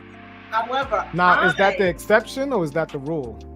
I don't know at this point, because it just seems like I just keep meeting one guy after another that's younger than me, and they're doing really well. They have their own businesses. They've chosen a career path early on and has stuck with that. I don't know if it's because that was my personality and maybe that's why I'm tracking that kind of personality. However, what I will say is I will back down from them because one, they're younger than me. Two, the stigma behind that. Three, if they don't have any kids, I'm not gonna put them in a position to like me more, and I'm not giving them any kids because I'm not having any more children. And I know I'm not gonna have any more children because I'm not gonna have no more children. Right? So it goes back to what Black Man Travels when he said, well, women my age don't want to have any more kids. I mean, 45-ish, I probably would have, but now I'm 51. Nicole, so 45 is pushing it, Nicole. Come on. No, you're high risk at 35. Life is different now. That's not true. As long as you keep yourself healthy. You're not. But I have two friends that had children at 48 years old. Is that the exception? Is that the exception or the rule? No, women are waiting longer to have children. That's not the rule, though. That's the exception. But That's women are waiting longer to have children. So are you going to tell a woman, are you going to advise a woman to wait long to have kids? Is that your advice? No, I wouldn't. I mean, I had my son at 32. Oh. I got another super chat. I waited until I got married. I did not want to have children out of wedlock. So me, King of Dreams, again, my number one super chatter. He said, right. Respectfully, that doesn't matter, Nicole. Doesn't matter, Nicole. Whatever, Kings and Dreams. Shout out to him, man. Shout out to Kings and Dreams, my man. So I'm just what I'm saying to you is it's not like it's impossible, but I do understand where he's coming from. I'm not negating from what he's saying because it's true. Once you get past a certain age, and if you want to have children, the viable option is younger. Yeah, Miss J, we're not doing that. That's a whole nother subject. Oh, that's a whole nother subject. I'm not doing it. I am not doing it. Not no. Dating. Oh wait. Okay, hold up. Nicole, would you prefer to get married right now, or are you deciding on marriage later in life? I don't know. How do I understand that question? I don't think I understand that question all the way. Are you dating with a purpose to get married now? I would assume that's a translation. Correct me if I'm wrong. Or are you still trying to figure things out and you might I've been married before, right? I said that before. I've been married before. I was married for 5 years and I was divorced. So no, I would absolutely would be dating now with a purpose. That's why I kind of been pushing back on people because I'm like, this is not the same path. We're not on the same path. And because I know better now, if we're not on the same path, we're wasting time. That's just the honest to God truth. I mean, I would prefer something to happen organically, right? Because that's usually better.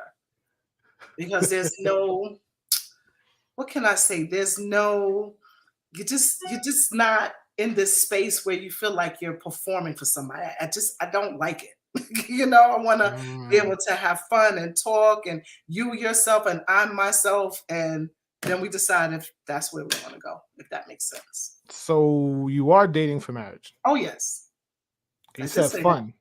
So no. Well, you're supposed to have fun. What happened when you're dating for marriage? You're not supposed to have fun. I don't know. I don't think I men need date for you- fun. I need I don't you think to- dating is fun. No, dating that is sense. absolutely fun. I think dating is work. Dating you're is working work, towards something. but work doesn't mean you don't have fun. I have fun with what I do, right? Let me ask. Now, I'm going off topic, but let me ask you a question. Do you have sex for fun? No, not at all. I am All not a right. casual sex person at all. And my friends right. always say to me, "You're so tight." I'm not. I'm tight in that aspect, but outside of that, you've been around me, Trini. I like to have fun. I'm out. So when you say you're tight, are you talking about you're sexually frustrated? Is that what you're saying? No, I'm saying that I just don't lay down with just anybody. That's just not my MO. I've never been that way. So you're looking for glad she cleared marriage. that up. You're trying to have fun, Mm-hmm. but you're dating with a purpose. See, when you translate fun as a man, I realized that when I said it just now, it really Mm-hmm. just kind of clicked that word fun is not a good word for me to use, because No, it's when I not. said fun and how I saw your face, I realized just at that moment when I said fun, that totally means something different to you. Fun means adventure to me. Let's go ATVing. Let's go, let's go zip line. That's where fun. But fun meant something totally different to you, and I saw it in your face just now. And I said, man, you know what? I'm not Let's welcome Ronan to the panel. Ronan, thank you for the super Hey, chats, my Ronan. brother. Hey, I don't even think everyone, I I don't even think appreciate you I'ma bringing me get- up, Blog Traveler. I really, tripping. I really do. Oh, you could call me Trini, man. Nice to Thank meet you, everyone. bro. Bro, All right, if we Trini. know that you were in Houston too, man, we gotta keep better. I just connection. moved down here left in May. Houston. I just I moved down just here in left May, there- so I'm settling Wow.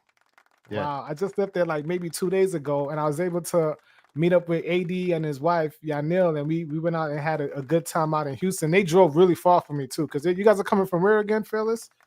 Dallas? You're muted. I don't think he. I think you're on mute. Yeah, There you I'm go. muted. Oh, okay.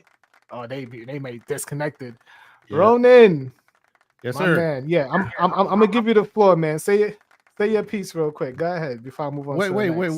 What are we talking about? There's so many different. Bro, you had a topics that lot we've in the been- comment. I couldn't even keep up. I couldn't even Hey. read all the comments. I'm like, this is amazing. You know, what was I've the been last married thing? twice. Let me give you a background. I've been married Go twice. ahead. My first marriage was 6 years. Out of that marriage, I had 3 children. All my children are all now grown. I have 2 grandchildren. My oldest son was born out of a high school sweetheart type of situation. Caused me to join the Marine Corps. Okay, brought me out to California. That's where I met my first wife. Got married. We stayed married for 6 years while I was in the Marine Corps. Got through a divorce. Then I married my second wife 10 years later, and I took care of a stepson, raised him till he was 23. So my experience is large when it comes to either being a father and raising men, to raising a stepson, to manhood, and reconnecting him to his father. Wow. Because I made sure he had a relationship with his father. At one point, he had approached me and said, I would like for you to adopt me. I want to take your last name. And I said, I would never do that. I wouldn't want my sons to do that to me. But what I will do is help you establish a relationship with your father. So all throughout his years of playing Pop Warner, I would film his games. I would send all his season games to his father for him to look at, fall in love with his son. Up until he graduated high school, even invited him to the graduation, gave him first option to give a speech. Unfortunately, the brother couldn't say anything. I wound up giving the speech to the party for his graduation.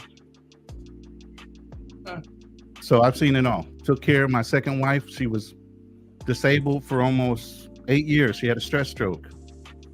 So I understand women having trauma and allowing stress to control them. I also understand a controlling mother, which I think Jeannie Mai has and always Bring it full has. circle, Ronan. That's what I'm talking That's about. true, Ronan. So my wife was under a lot of stress with my second wife, that is, was under a lot of stress from her mother. Very controlling, used to use her like a piggy bank. because she had a gambling addiction. You know, even got to a point where she was trying to get money from her while we were married. And my second wife's like, no, I got to tell Alex anytime I spend money. You damn straight you do. So she was using me even as a shield against her own mother and her family. And I took that brunt. That's what I do. That's what I'm supposed to do as a man. So Ronan, since you mentioned that, just expound a little bit on this quote that you put up, that's what they're supposed to be doing. I think you're talking about young men building at that age when Nicole was talking about the type of young men absolutely. I mean, young men are supposed to be building up until maybe their 30s, their early 30s, maybe even late 30s. They're building a life. In order to be attractive to a woman and get the top pick of what you want, you need to have something going for you. Young men are getting married too young. And I can't talk loud because I got married early too, but I was already in the military. Gotcha. In the words of Chris Rock, you can always get a girl by chasing. Most young men, I believe, should not be getting married until they're well established in the growth path. Mm-hmm.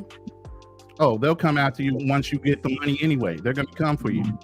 So you don't have to go and hunt for them. They're going to come find you. But most young men get distracted early because they just want, it's our genes. It's in us. You know, our hormones are raging. The testosterone is going. It's the challenge of the hunt. You're still young, so it's hard to stay focused. You know, it's the woman's job. If you noticed, even when you're in college, a lot of young women are winding up finding their husbands and getting married before they even graduate. Those are the smart ones. The ones that try to say, I'm going to be independent and do it all on my own. They're the ones that wind up never getting married or getting married way too late. You're supposed to be establishing your relationships with your men while you're in college together. Now, if you wind up dropping out, you continue to support that man so he can get his degree so he can overall support the whole family. Right. You get what I'm saying?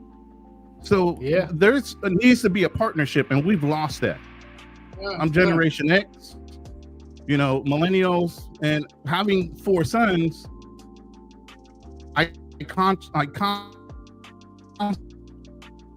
mentor them. You know, so, you know, it's, you know, because of the debauchery that's going on, even in the music these days.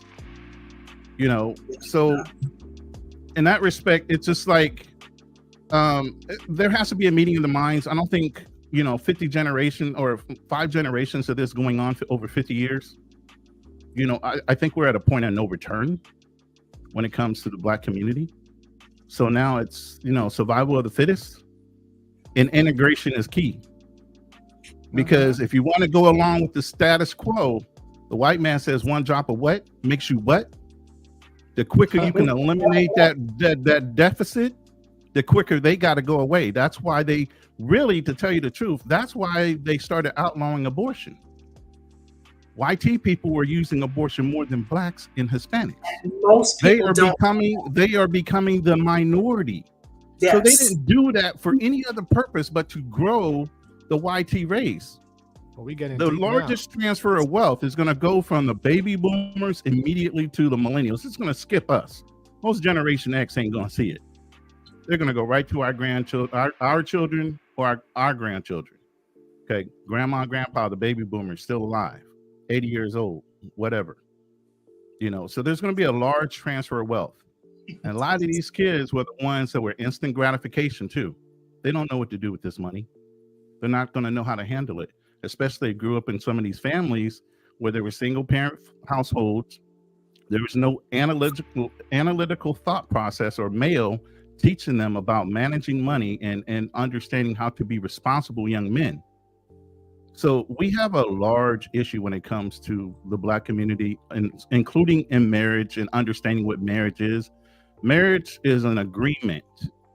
First, communication, understanding, knowing the person you're getting involved with is key. Before you even touch that piece of paper, you really don't need that piece of paper. That piece of paper is made up by government. I was going to say, I think marriage is commitment first, then the agreement. You know, because if you they stay come hand in hand. They come hand in hand. They come hand in hand. And then if you have the same faith, you're not going to make an understanding if you don't have a commitment. Right. You get what I'm saying? Having a faith makes a world of difference too. So both people, I see Trini being funny over there. Having faith, having a faith that you both agree on as well makes a difference as well. And having a faith that you both agree upon. All right. So Kings of Dreams, my man again. Exception does not make the rule, Nicole. And I know you wish she's on the panel, man. You're gonna be on the next one, man. Kings and Dream, not today. You're not here today. Miss J, makes sense, Nicole. Love it. Miss J again. Dating is not fun. I think Nicole kind of walked that back, and I think we kind of aligned it. I realized that. I saw it in your face, and that's why it's important to have conversations. And I think it's always important to have conversations with the opposite sex. Because if I said that to my girlfriend, she'd be like, yeah, because we could do this and do that. But when I saw Trini's face, I was like, hey, that word means something totally different to him. Listen, if a girl tells me that, she going in the friend zone automatically. Automatic friend zone. Wow. Out of any serious contention. She's talking about, yeah, I'm just dating for fun. I'm like, oh, I'll put you in the fun side. No. I said we could be dating and have fun. So you heard wrong. I didn't say dating for fun. Listen, I didn't this say is why that. I was asking you questions, because it was you wrapped it all up together. I didn't say that. I'm dating for marriage. I'm dating for fun, and I'm dating intentionally. I'm dating. I really think it wasn't the word fun; it was the word tight that threw him off. Yeah, probably. I mean, listen, we're good now. We're good now. But that's how I was quizzing you on the words. You know what I mean? Let's see. Comb Wholesale says, I really believe women over the age of 30 years will have it difficult, especially if she's unattractive, to get chosen by a successful man. Well, I think anybody unattractive, sometimes. It depends. Because I've seen some successful men that have been with women to me that I wouldn't think was necessarily the most attractive.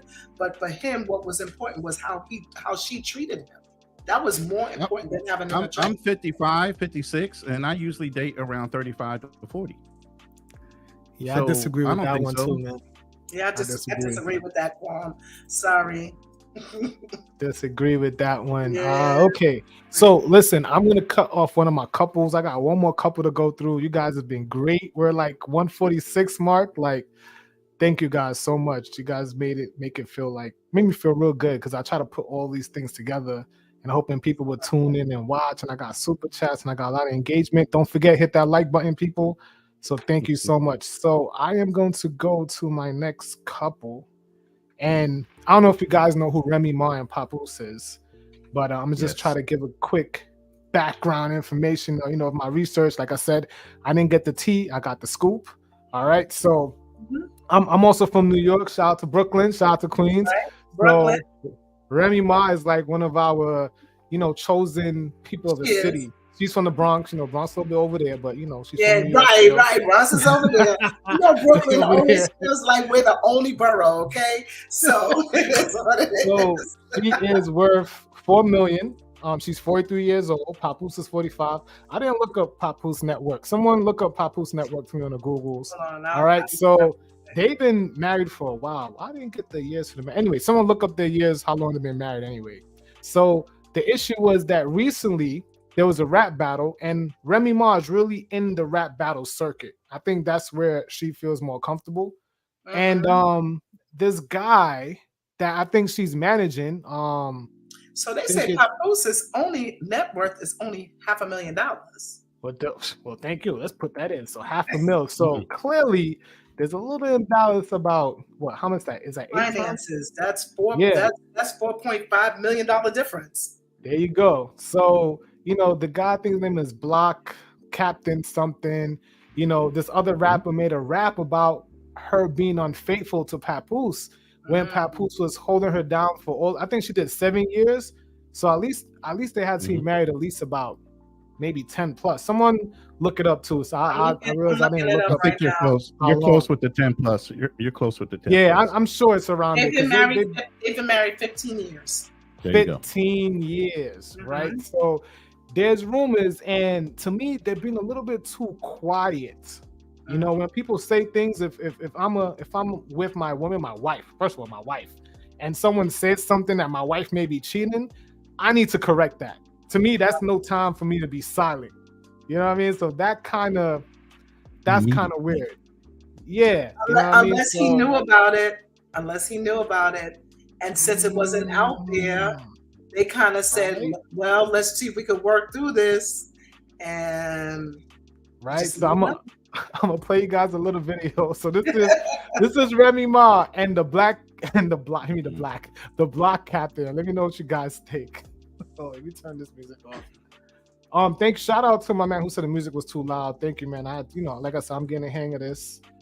We're building it as we fly it. Believe me, I'm about to start, so I'm right behind you with that. Invite me, man. We love our next guest. She needs no introduction. She's a friend of Good Day New York. We all know Grammy nominee Remy Ma. But what you may not know is she has her own battle rap league. It's called Chrome 23. She has with her one of the hottest names in the game right now, Remy and Easy the Block Captain. Join us right now. Nice to see you. Nice to see you. I got to ask you, how's the family? The family is great. How's Papoose? He's good. He's the head of hip hop at TuneCore now, so he's working on that. And the baby, she's running the house as usual. And my guy Fat Joe. Joe is in Thailand right now. We hope that he's, behaving. It wouldn't be Joe if he wasn't misbehaving. I'm like, don't just go over there eating anything crazy, okay? Just stick to what you know. He's a big guy. He likes to eat, so you got to make. So I find that little weird that she is with him on TV. Like, to me, they present as a couple. You know what I mean? Shout out to Thailand too, because my man Fat Joe was in Thailand. But what do you guys think about that little interaction over there? Well, with my background, I think when I heard one thing I heard him say was that he held her down for 7 years and he visited her every day that she was there. I got that. I'm glad you brought that up. Let me play that real quick just to wrap it in a bow.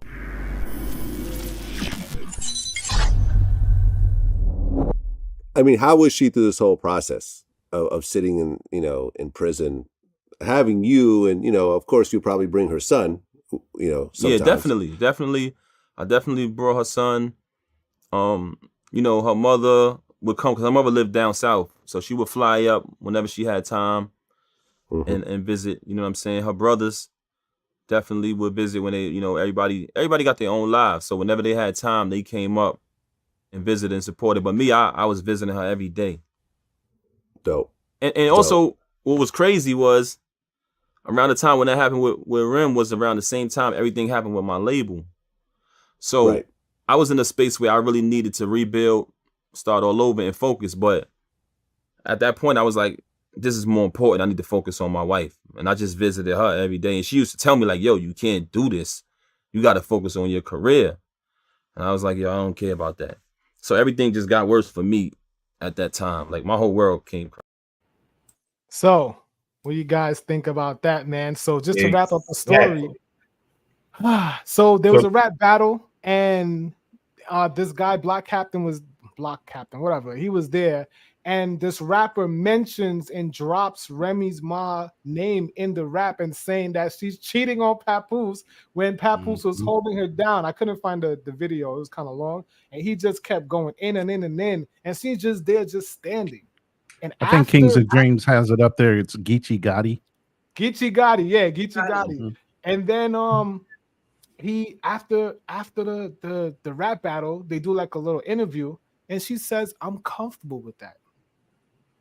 Exact words, quote, "I'm comfortable." And I thought that was weird. All right, guys, what you guys think? So can I say something? I think the first thing was his telltale sign that he held her down and he made her a priority.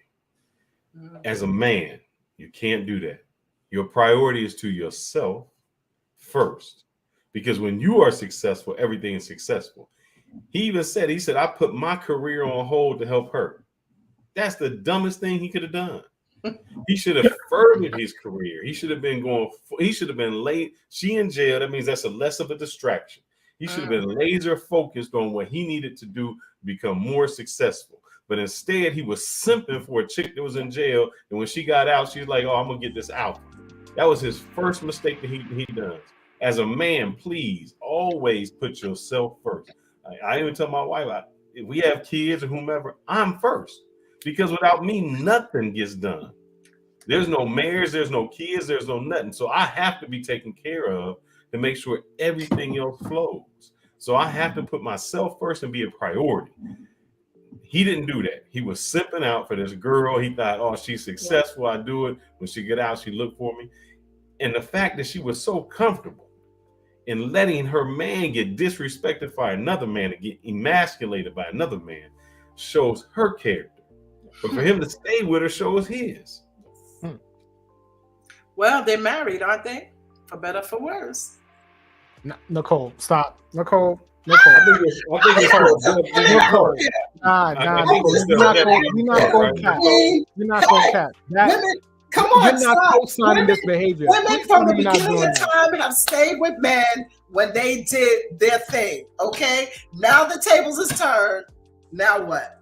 They married. So we doing tip for tat? Until death do you part, Nicole. Till death do you part. Yeah, no. So he should go ahead and just knock her out.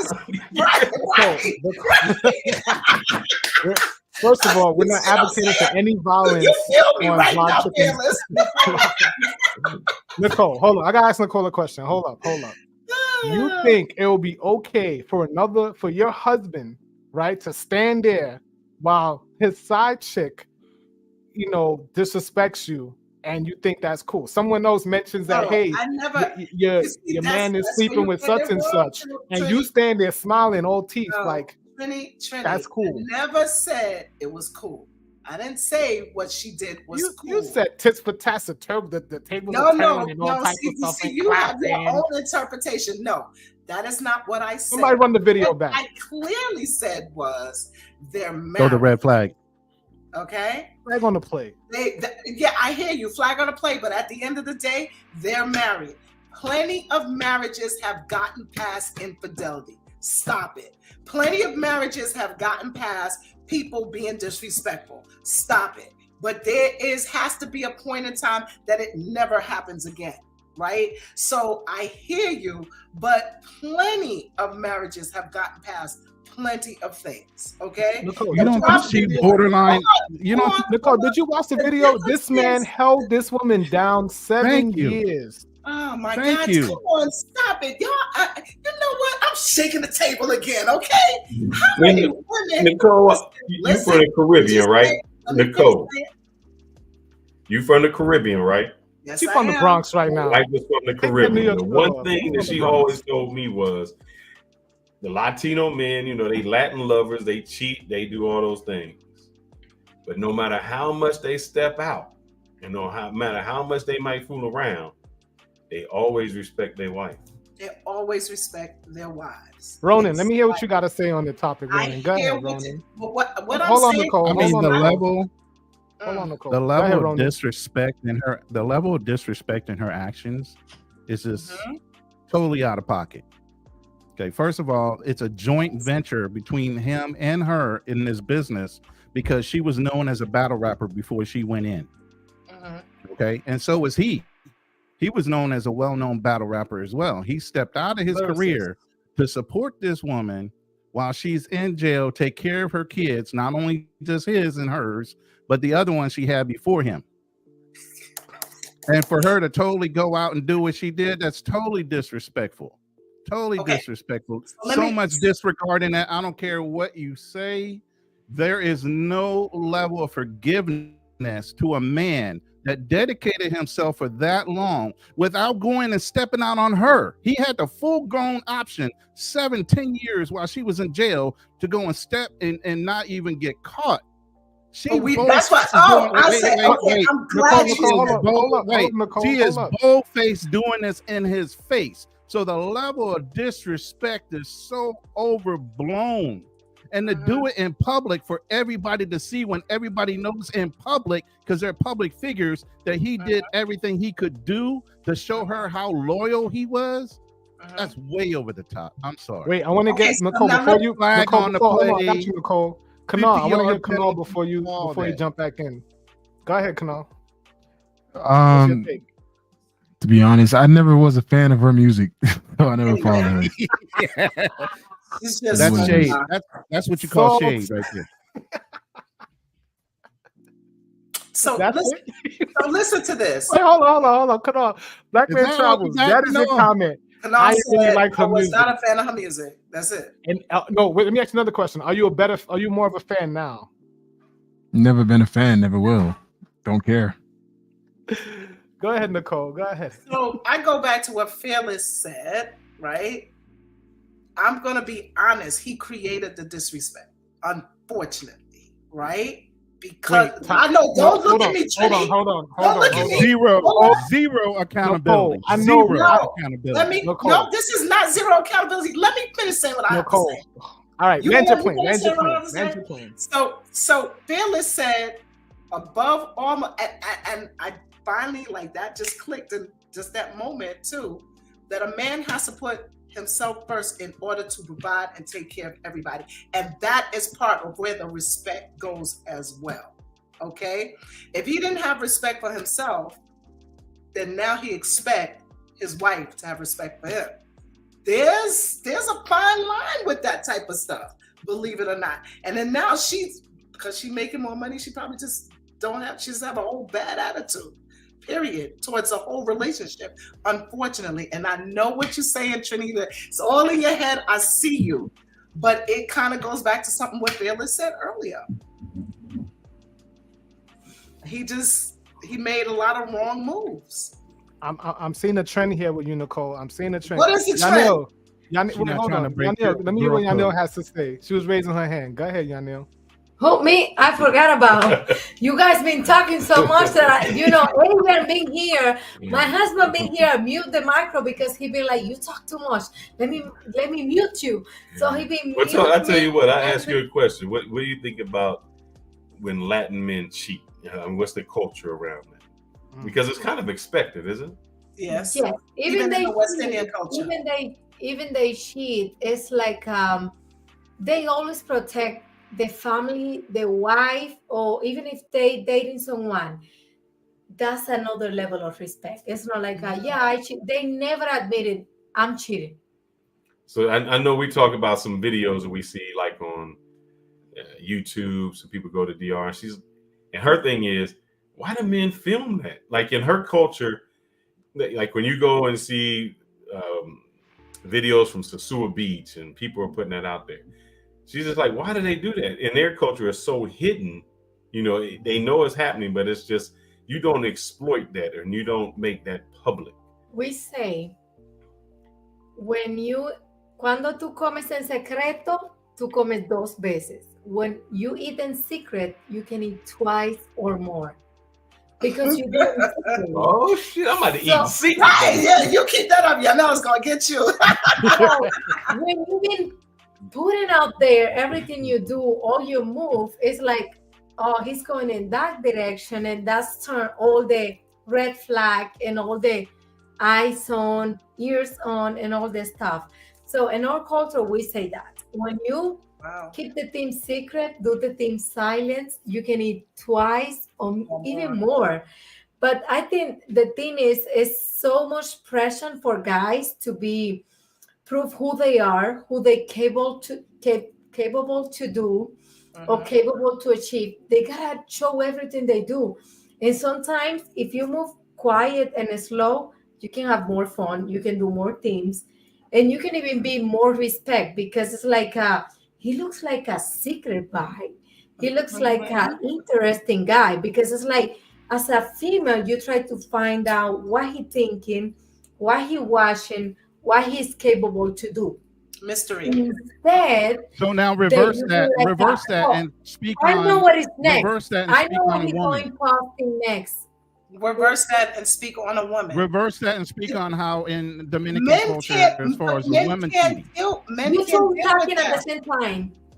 Yeah, men can't deal with that, Moni. Let's be honest. We just had the same conversation. She cheated on him. It came out in a disrespectful way, and all of you guys are just like, "Oh, that should not happen." And but how many times has it not happened the other way around, and they get through it? That's what I'm saying. If you're in a marriage, it's for better or for worse. I'm not saying that it's right or if it's wrong. I'm saying for that couple, if they choose to get past it and move on, that should be okay, no matter how it came out. Because to me, when someone cheats, no matter how it comes out on the street, on the TV, in private, it's still disrespectful. It doesn't matter. Either way, it's still disrespectful. So when a man does it, he has his reasons. Oh, I did it because I wasn't getting this. Or I did it because I wasn't getting that. Or I needed this, and or I was looking for that. When you guys have your reasons, it's okay. And we should. I got a question for you, Nicole. Scenario. Can I? Go ahead, Ronan. Ronan first. Go ahead. Okay, so I'm gonna tell you guys some truth here. Okay, I've always had the personality. What I don't see, I don't care. Okay, I've had long distance relationships. I don't care. Okay, whatever you're doing when I'm not in town, good on you. When I come into town, if you're there for me, then you were meant to be there for me. If you were with that other dude or whatever, and you don't want to see me anymore, fine, that's fine too. So I've always had that mentality. So even when I was deployed to the Gulf, okay, went to the Gulf War, there's some ports we hit, and I'm sorry, I don't know if I'm gonna die tomorrow. What am I saving what for? You get what I'm saying? Now, whatever she was doing back home, she was doing back home. When I came home, if she was there, then whatever it wasn't that big. I used to keep a girlfriend in my home state. Every time I come home, we'd see each other. She wanted to date. And I would tell her, no, I'm not going to date you because I'm in California, you're in Kansas. When I come into town, if you're not dating anybody, it's not serious, we'll see each other. If you are, I'm happy for you. We're still friends. Just the way it is, but it comes to a point where if that wasn't agreed upon and it gets out and you're public figures, there is no excuse for that. Now, Papoose could have been and had possibly fooled around on her. Was it ever in the media? Did it ever get out? Was it anything that could embarrass her? No. So you can't spin this to make anything sound right and correct on her. That is girl code that you're doing, and I understand you can't break girl code, okay, to defend her. But at the end of the day, he had done nothing in the public's eye that caught wind by the media to embarrass her while she was locked up. She should have done the same thing for him out of respect. Ronan, I never said it was right. I never said it right. And she didn't want it to get out. This dude that's doing this battle rap decided he wanted to out her in a battle rap, right? She was right there. And okay. After it, she said she was comfortable and haven't said nothing yet. AD, go ahead. AD was saying something. My question is for Nicole. Nicole, you have brought up something about I guess they were leaving and Remy, she has more money than him or something like that. Like, she's better off. So my question is, probably all of a sudden, because Trini said she was kind of nonchalant about the whole thing, right? My question is, I said, well, maybe because she feel like, hey, he ain't really doing anything, and I can move on and be okay. It's just the same conversation you guys had earlier about how sometimes some women are about not being able to still treat the man like a man no matter what. Right? That comes down to my question, Nicole. That's my question. Why is it that, it's a marriage. Why is it that if I get married to you and then suddenly, you get promotions, you start making more money than me, that the dynamics change? Why is it that now you're the boss, so you think this? Why does that happen with women? Because men don't think like that. Men just say, this is the family, this is how things are, this is what we work with. Why is it that when a woman makes more money, now it becomes, now she's the boss, now it's my money? Well, I think that some women don't understand the whole idea or the understanding of hierarchy, because no matter what, the man is still gonna I always say that no matter what, even if you sit and you have a conversation, still ultimately the man is going to make the last decision. You guys can have that conversation. It's not like you can't have input, like, honey, this is what I think we should really do, blah, blah, blah. But ultimately, he's still supposed to stop, think, and say, this is what works for the family. And I think this is going to be the best direction. Nicole, you defending this right here? I'm defending what? So you going to respect You don't that? see the picture? What? They sitting and eating? When was this picture taken? One thing about media, let me tell you. What does it matter? What? No, really. What does it matter when it's taken? Let me tell you something. Let me tell you something about, and I have been part of it. So I can only tell you, media is something else. Okay, media will make you think it wasn't a picture; it was a whole video. Right, that ain't even going on. Picture, it was a whole video. Even with evidence, it wasn't a picture; it was a whole video. He just I just showed a picture, so I didn't see the whole thing. No, so it's you a whole just video. It's part of a storyline. Yeah, I wasn't able to find the video, but I'm just showing the picture, and you're fighting so hard. You're fighting. Look, I'm gonna ask an easy question for you guys. Listen, hold on, I got you. Who's the villain in this story? Who's the villain? The dude who brought it out. Damn. The dude who brought it out. He's A woman can never be wrong. Right. A woman can never be wrong. A woman can never be wrong. That's not. You know what, Ronan? Girl code will always take precedence over whether she's wrong or not. Ronan, listen to me. That was not a fair statement.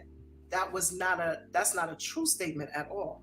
What I am saying to you, yes, I'm not saying it wasn't disrespectful. I said it was. It's all disrespectful. But I also said that they are married. And it's up to them. I agree with Nicole. I agree with you, Nicole. Phyllis, who's the villain? I agree with the guy who brought it out as the villain. Because even if you cheating with a married, let me give you another example. I'm married and I cheat, right? The other girl gets jealous, and what the first thing she gonna do? She gonna call my wife and say, "Oh, you put your business out there." Yeah, she's the hater. She can't get along. She doesn't like what happened, so she wanted to destroy us. I think Biggie said it best. Why blow up my spot because we both got hot? Yeah, and so that's what happened. My man did just call Biggie. Let me say Ronan, go ahead. Ronan has the floor. I would agree with you because if someone called me, I'm gonna say, why did you call me? Because when everything was going good, I didn't have this conversation with you. Ronan, you're next. Call me. You understand what I'm saying? So, all right, Nicole. Let Ronan give his talk. Ronan, I want you to answer this too, though, within your answer. Who's the villain? I want you to state who's the villain and why. Remy Ma. You can put the rest behind it. Remy Ma is the villain. Straight up, Remy Ma is the villain. Okay, and then the story goes, when you're married and you have an understanding, you have a verbal and a relationship contract. Okay, you know, over any other man or woman that might be introduced into the relationship, you two have an agreement. Okay, there's no denying that. So even when the dude might have blew up her spot, just like a female will blow up our spot if we're cheating, who do you have the conversation with? The one you had the agreement with. The other person does not matter. You still need to go and approach the wife or the husband and have that discussion on what's really going on. You don't involve the outside dude. You look weak for doing that. He can't go, and he already went and beat the dude up. Oh, once. He wasn't supposed already to do whipped his ass straight up. He already beat him down. So yeah, he wasn't supposed to do that. I didn't know he wasn't supposed to do that. So that's the whole thing. That shows weakness in his eye and his whole persona for him attacking the other dude instead of dealing with the person he had an agreement with. That dude don't have an agreement with you, just like the chick that I might be messing with and I'm in a relationship. She don't have an agreement with my wife. I do. So hold on, Nicole. Let me ask Ronan. Hold on, Nicole. Hold on. Black Man Travel. Who's the villain in the story? I mean, You already don't like Remy Ma, so I'm waiting for your answer. It's just Remy like, Ma. Everybody else is putting on Papoose. I'm saying Remy Ma is the villain in this story. I mean, she's the villain, but also, I don't know, man. It's just sloppy. It's messy. That's why I don't watch this stuff. Because Yeah, it's messy. That's why I don't.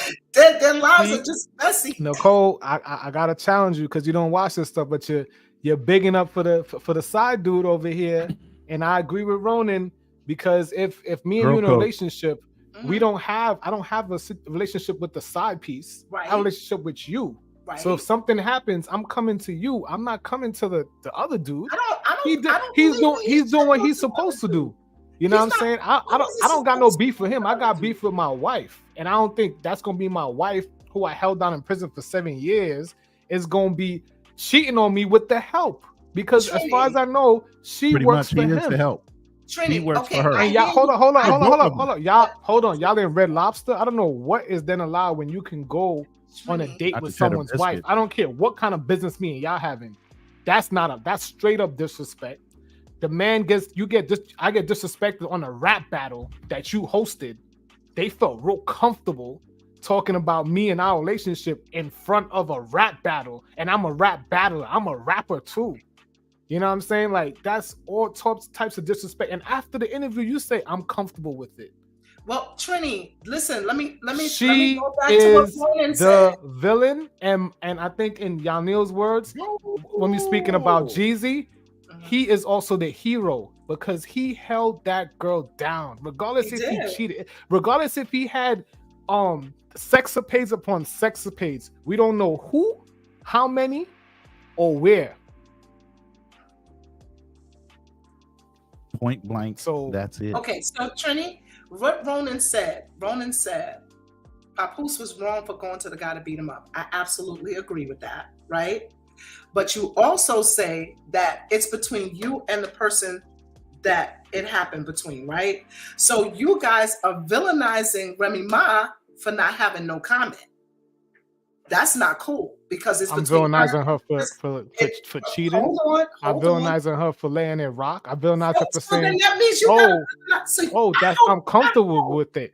I pray when we have another conversation like this, and when the tables are turned, and it's the guy who does it against a woman, I hope you have the same feeling. But you see, because when it comes to that, because the truth is, when people are married, people make mistakes. I notice that's not really a mistake. I'm gonna ask you again, Nicole, and hopefully you're gonna change your answer. She's not gonna be honest. Who is the villain? Who's the villain? She's not gonna be honest. I told you already. No, say it again. I said the guy who outed them. He should So is Remy Ma innocent? Hold on. So is Remy Ma innocent in this? No, I never said Remy Ma was innocent. I'm asking you a question. So what percentage of what? Okay, I got you. What percentage of blame do we put on Remy Ma? Yo, you could put 95% of the blame on Remy Ma. At the end of the day, hold on. There's 95% blame on her, but the villain is still. Yes, old dude, because he let out that 5%.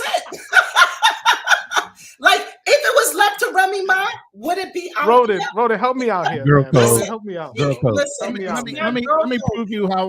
Let me prove you how deep this goes. Let me prove to you how deep this goes when it comes to girl code. Okay. It's not that. I have a very traditional mother. Okay, my mother's 80 years old. I confronted her maybe about 17 years ago. So, Mom, look, I've been through 2 marriages, blah, blah, blah. You taught me how to treat women. Both my wives tried to come back to me because they knew they couldn't get anybody better than me.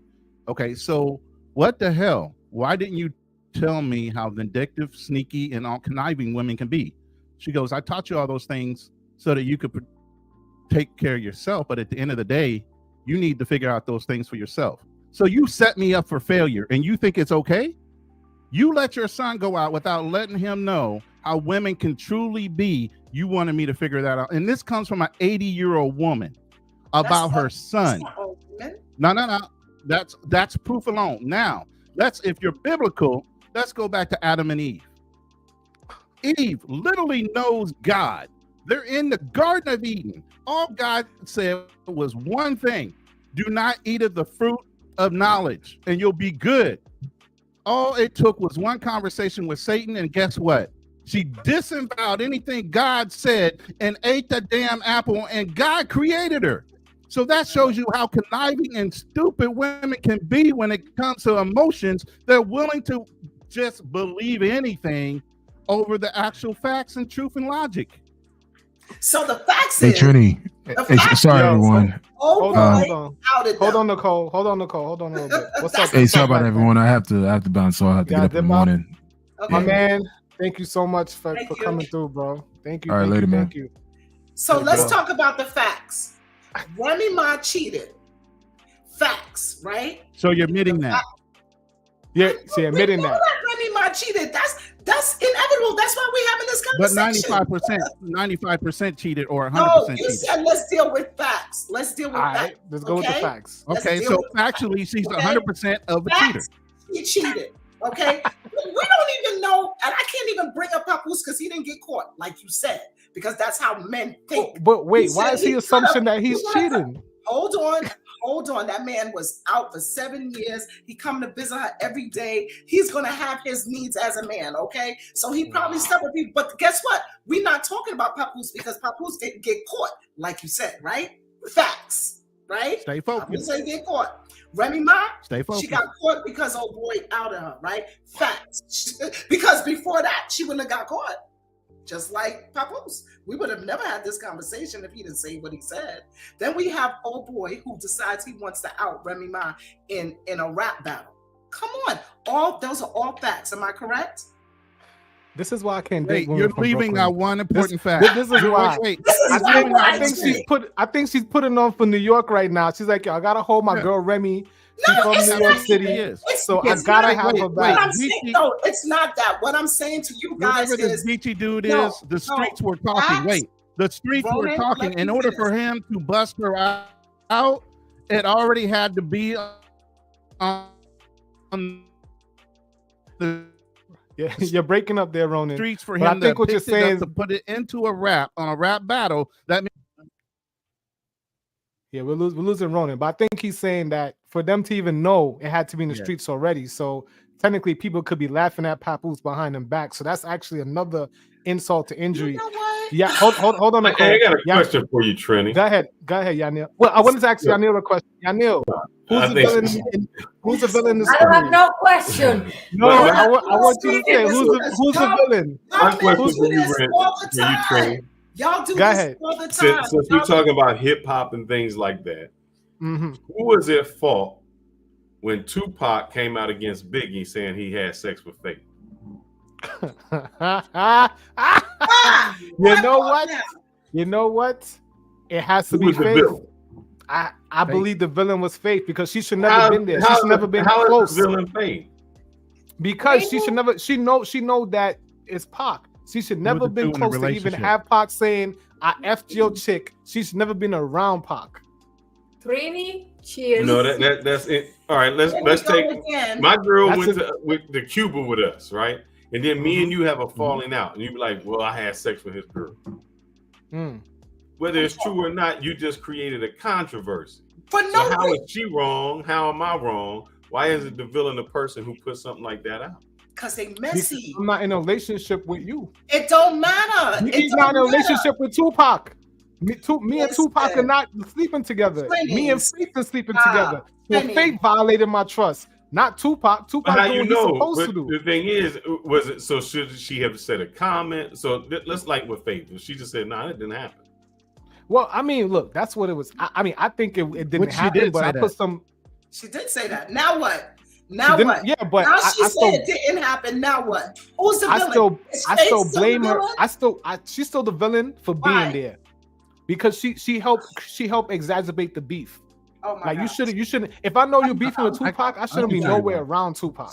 She turned around and she was not disrespectful The to biggest Biggie. reason- She turned around and We need said, to bring this "I back to think Remy it's Ma. bad." We ain't talking about Faith. Bring it only back to reason- Remy Ma. the Remy Ma only is the reason- villain. Listen, Y'all You see going how all they over like the to place. deflect Okay, and so- distract. You see how so they like to fact deflect and is- distract and I'm take you gonna off be point. honest. Listen, what you guys said, I hear you. but men have been doing this since the day that she is out of breath trying to defend womanhood. Okay? And women forgive men all the time. Okay. I don't care out of how breath it's over there. listen, She is out of breath. Ronan, now I'm saying I don't care how it's found out. It's all disrespectful. It doesn't matter how it's found out. I'm not going to say that again. I already said it before. It's all disrespectful. I don't care if it's found out in secret. I don't care if it's found out in public. It's all disrespectful at the end of the day. However, And disrespectful on whose behalf? Let's be on clear. On the person who created. What is that person's name? What is that person's name? What is that name? What is that person's name, Nicole? Remy Ma was disrespectful by sleeping with somebody else in the relationship. She was disrespectful. So what I'm saying to you is, people in the comments, please tell me who y'all think it is. If y'all think it's Remy Ma, write Remy Ma. If you think it's Papoose, put Papoose. If you think it's Geechee and Block Captain, whatever his name is, please put in the comments who y'all think the villain is. They both are disrespectful. But at the end of the day, when people are married, they have a choice to decide if they want to salvage the marriage. That's what I'm saying. So, y'all are quick to say, oh, she was disrespectful. He needs to be out. No, that's not necessarily the answer. That's not necessarily the answer. Yeah, it was disrespectful. It wasn't cool, but they married. They made a commitment to each other. They made an agreement. Yeah, Remy Ma broke that commitment. Remy Ma, but let me finish. Remy Ma broke that commitment by sleeping with somebody, but plenty of men have done the same damn thing, and marriages have lasted. So stop. That's what I'm saying. Nicole, are you defending women or are you defending Remy? No, I'm saying overall, because what you say is, oh, she did that. He needs to be out. But how many times men haven't done that? And hold on. Your response is men. I'm talking about this situation. So you're bringing up other situations that are not related. What I'm saying is, listen, Remy Ma is responsible for her. If Papoose chooses to save the marriage and want to be with his wife, I don't think nobody. What is the first step? Wait, what is the first step? Wait, what is the first step of wanting forgiveness? I mean, you gotta be accepted. You gotta be accountable. You need to be accountable and remorseful. You need to be accountable and remorseful. Has she displayed either of those two traits? She don't gotta display that to us. What? Then she don't have to display that to us. She has to display that to her husband. That ain't got nothing to do with us. Wait, Nicole, on a national TV show. Wait, you're on a national TV show, not showing any kind of remorse. Things differently. Everybody. No. Everybody handles things differently. So I don't care what you say. We are not on TV and be all sorry. We are not their judge and jury. That is between the two of them. Period. Look at her. So her remorse needs to be to him, not to me. I can care less. Nicole, you gotta. Nicole, we gotta have you back on. This is amazing. Trini. I live here in Why do I care? No, it's not that you care. It's not that you care, because I'm listening to your argument, and your argument is men have done this, so we're gonna give Remy Ma a slide because men always do this. So it's okay. Right. We want to say that. Okay, that's what you want to say. Then fine, but that's not what I said. So okay, hold on, guys. I'm trying to pin her down here. So when we ask who the villain is, I don't want you to tell me about them getting back together and all this other stuff. When we say the villain is the bad person, the person who did the deed. You said 95% is her fault. That's a different question. If you are asking me who the villain is, as opposed to who did the deed, it would be Remy Ma. If you ask me who the villain is in this whole situation, it would be Homeboy who outed them. Period. Because he should have never did that. He should have never went in public and outed somebody else's business. That was not his place. Period. So hold on. So if he didn't out it, would Remy Ma be the villain? Yo, is Papoose the villain? How we know? You see that? Do you guys see that? We wouldn't have known. That's what I'm saying to you. Easily she was comfortable with that. You see how easily she was comfortable. What I'm trying to say to you is, we wouldn't have known. So who could be the villain if you don't know? Fellas, please jump in here, man. Who would have been the villain? If we would have known nothing about Remy Ma messing around with anybody, how could she be the villain? Same thing with Papoose, because you cannot tell me this dude didn't sleep with nobody. So I'm agreeing with Nicole. If he didn't say anything and then it was found out, then Remy becomes the villain because she didn't do it. But he put the business out there. Rude. That's where the mistake comes, man. That's a total simp move, man. It is. Why are you gonna try to mess up somebody else's marriage? All things are fair. Wait, all things are fair. All things are fair in a rap battle. If you got something on that guy you're going against, you get to use it. Now, you already know how it is. On a rap battle, you use everything against that other guy. And if he knew that other guy, because the streets were talking, was sleeping with Remy Ma, and that was his big atomic bomb in the rap battle, he's gonna drop that bomb. That's just the way it punchline is. of punchlines. You don't have Are you okay? Correct type of punchline. Yeah, nah, I don't believe in that. We're all adults now. You know, if he was 20, he did that. My thing is, yes, okay. I'll give you some levity. I'll give you some levity in the fact that Nicole, he shouldn't have said what he said. I'll agree with both of you, AD and Nicole. But at the end of the day, she needed to bring it up to Papoose way before it became public. That I might have to agree with you on. Having you know what? I did such and such. You might hear it. She needed to come clean. She needed to come clean. But the truth is, anybody who has any kind of infidelity anywhere, they usually don't come clean. They wait till it gets to this point. That's the truth of it all. Man and Which means you wait until it gets messy. You wait until it gets messy. Most people do because they want to get away with it. They had it, they did it, and they feel like because it's done, that it's gone. But that's not true. All right, so I'm gonna kick a question to AD as we trying to come down right now. I'm not gonna get through all of them. So, as it relates to celebrities and in the Black community, right? How do you think we can learn from these examples? Because in my opinion, when we hear about divorces being, finances being one of the top reasons that people divorce, these people don't have those issues with finances. At least we think so. Guess what, Trini? So hold on. Let me land the plane. Nicole, I got you. It's gonna be AD, then Nicole, then Ronan gonna say the last word.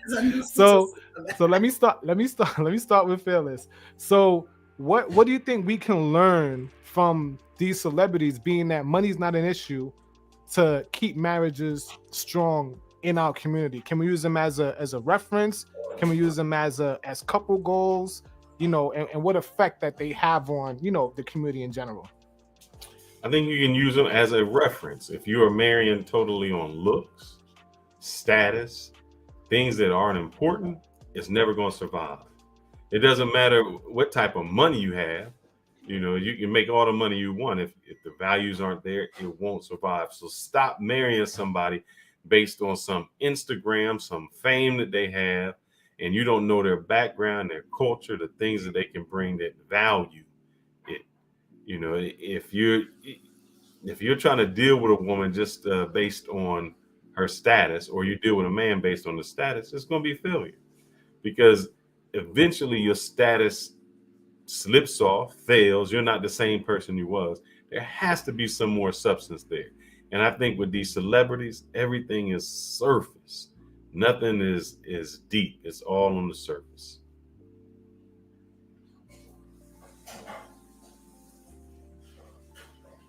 We can't hear you, Trini.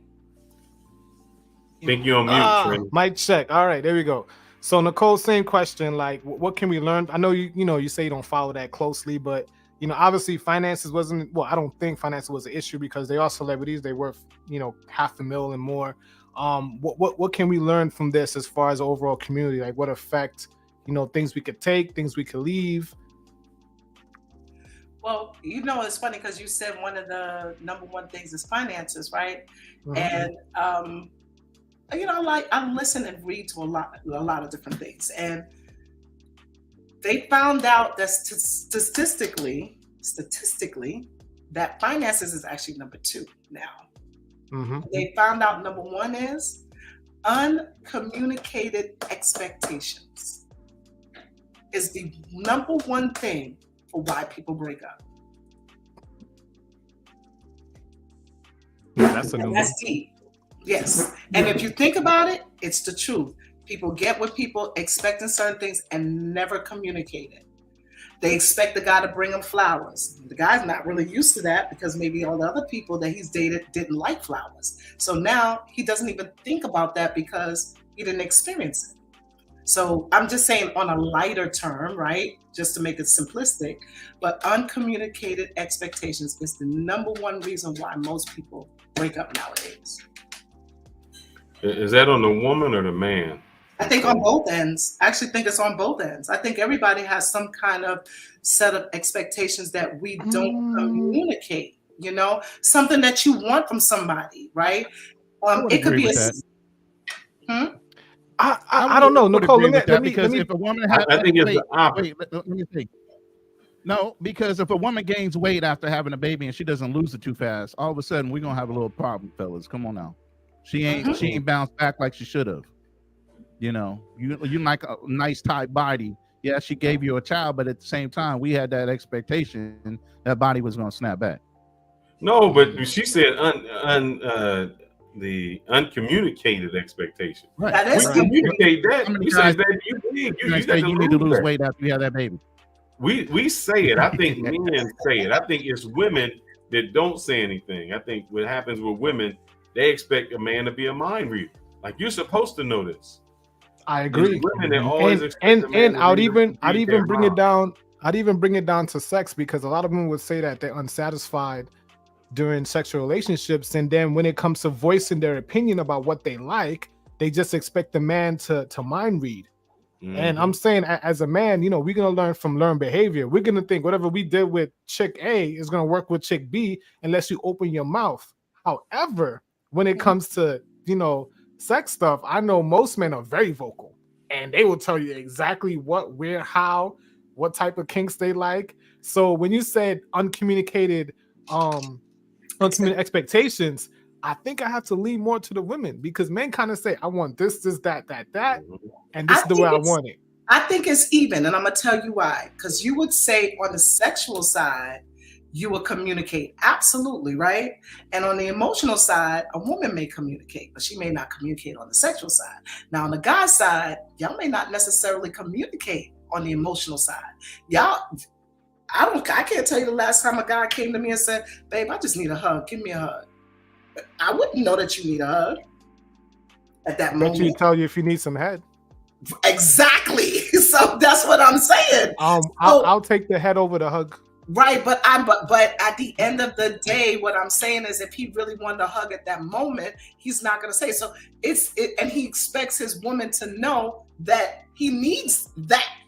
So that's still uncommunicated. I'm just giving an example. It may not necessarily be that, but I'm just saying, sex, yes, it's kind of easy for you to kind of communicate that you may want head, or, you know, the way you might position yourself in the bed allows her to know that that's what you want, you know, so you might communicate body-wise and she understands it, right? But there are sides of men that men do not communicate with women when they expect certain things from them. I give you the emotional part, but everything else, men are very analytical and very structured in the way they run their households. So we're going to tell you exactly what our expectations are as far as household, what we were going to do, what we would expect you to help out with. We're going to give you tasks. We're not going to just let that fly by the seat of your pants and you do what. Right. Ronan, I know what he was saying. Ronan went out. He got cut off. I'm trying to find a comment where it said, yeah, you're back now. But I'm trying to find a comment where who initiates divorce. So if women initiate divorce 7% of the time, and you're saying the number one reason is lack of what you said, uncommunicated expectations. So then, therefore, who's the one that's not communicating their expectations? Well, I don't know. Does it have to do with the divorce? Because she's communicating. You already know the answer. The answer is Right, right no, there. she- She don't. I'm just messing with y'all. The I'm just answer messing with is y'all. I'm right messing with there. y'all. I promise I'm messing with y'all. I'm just messing with y'all. No, you're not. No, you're I not. That's was. the defense. No, That's but the let me first. tell you. It's a defense mechanism. She I'm gonna can't tell help you it. this. You know what's funny? That number is actually lower than when I got a divorce. When I got a divorce, my attorney told me only. Now the numbers are wrong. No. Only 3% of the men used to file. They're actually higher now. They're actually higher now. So this Someone said number, 85%. yeah, it's kind of crazy because he said 3% of the men file for divorce. Back You then, know why? Because we lose. We don't want to file because one, monetarily. We lose have a saying monetary, in the we lose men's our arena. kids, emotional. We have all of that. We have a saying. Hold in the men's on, arena Ronan. Hold on, called Ronan. keeper. Let Phyllis. Hold on, Ronan. Let Phyllis finish his point. You got next. The reason the man doesn't file is because he loses so much financially, emotionally. It's a come up for a woman where it's a downgrade for the man. You know, if you were to say, hey, you can only see your child every other weekend or something, you would think that was crazy. You think, man, that's abuse. So as a man, we take it and stay with it because we say it's easier just to get along and just roll. So we don't file because we don't want to lose. It's a loss for us. So let me ask you this question. Do you guys think it's a loss because you allow the women to file divorce first? No, I don't think that. I was looking up the top, one of my videos is the top divorces. And one of them was Tiger Woods. He was married for 6 years and had to give up $710 million. That means every year that was married, she got $100 million. But who filed for divorce with them? Him or her? He did. He did. I didn't know. I told you. So hold on. So let me say something. I never been married $100 million before. a year. Does it matter who filed? It's $100 million a year. I never been married. I just was asking, like, do you Hold on. think I never been men married. I never been divorced. women So usually go first? That's why. hold That's on. what I was asking. Hold on, Nicole. Then Ronan, you could go. I've never been married, never been divorced. However, I've dated women who talk about their parents arguing over their kids trying to convince their mother to sign their father's ability to collect their pension. And that scared me straight. This man cannot collect his pension without his wife's permission, and they have been divorced for over 30 years. Wow. So we're not talking about the grand scale millionaires. We're talking about the regular average Joe. And this man has to cower and bend the knee and hope she feels like signing this for him. And what the kids, the girl I was dating at the time, what she communicated to me was she's still upset 30 years later. She has a house, had several men after within the 30 years, and she still doesn't want to give this guy his pitch. I still got to follow up with them to see if she ever did it. But they have literally had interventions to convince mom, can you please let daddy get his pension? And she's still getting a piece of it. That's the funny thing about it. You know, Trini, let me tell you. Go ahead, Ronan. Oh, sorry. Okay, so there's a phrase that we use all the time, men, that is. It's cheaper to keep her. And we say that because of the resources that it's going to take involved, not only to get divorced, but all the resources we compiled over the years of being together now have to be divided, which means majority of the time it's all our hard work and probably some of the hard work we had before we even met y'all. So then you have to start over on your resource. You get to walk away with half of all our hard work, no matter what. We have to rebuild those resources again for what we think is our legacy, which is our children. That's our main goal. Understand, reproduce, leave a legacy to carry on our names. We're real simple when it comes to that. Okay. That's our edict in our brains, in our genes. Reproduce, build a legacy, leave it to your kids. So you know what's funny about that? When I got divorced, I could have gotten alimony and I could have gotten child support, both. right? I didn't want the alimony because I worked. I always worked. That's how I've been, right? For the self-employed. I didn't need to have the alimony, right? Child support, I asked him what did he think he could afford so he could live. You know what was more important to me? That my son saw his father living decently. You were a unicorn. That's how kids, that's how they develop, by what they see, right? They see. You are a one-off. You're a one-off. So Nicole, do you Everybody think doesn't you do are that. the exception or the rule? Do you have friends? So I know you have female friends. I know. But tell me about your female friends. Do they say the same fellas, thing? we got one. We got one out of her. They don't. Even when he called me and said, "Hey, I had to take a job that's paying less because I lost my other job. I need to come off child support," and I took him off. It took me about a year because it took me a second to think about it. But I was like, you know what? God has already been blessing me. But you see how that control you have. You see that control. The way you just said it, all nonchalant. This brother was hurting, and you said, "Let me think about it." Yeah, because let me tell you. And it took you a year, and it's not a big deal to you. It's a big deal to that man to live with some pride, but it took you a year to think about it. It took me almost a year. You know why? Because I was getting ready to say to you, because I let other people kind of get the outside noise say to me, "Oh, I wouldn't do that if I was you," blah, blah, blah, blah, blah. And even though I felt uneasy about it, what they were saying, my friends, what they were saying, I felt uneasy about because I felt like we've all been in rough spots in life, right? All of us, every one of us, as long as you live long enough, you're going to have a rough spot, right? And for me, I was just like, when did you have a rough spot where you're paying out money out of your household to somebody else's? That doesn't happen for y'all. That doesn't happen for y'all. He's still got to maintain his own house. So it will never be that way for y'all because you don't have income leaving your house unless you're actually paying a bill. We have income leaving our house just for the support of somebody else's household. I got a question for Nicole. You say that to somebody who I didn't always have a roof over my head. No, I'm just saying, Nicole, do you work? Tell you, I know what a rough spot is. Okay, go ahead. Nicole, do you work? Oh yeah. All right. Tomorrow you quit your job, and then you say, "I quit, but y'all still got to pay me." Even though you go get another job, and they still got to pay you. That's how alimony is with us. You quit, and then you say, "I still want some money."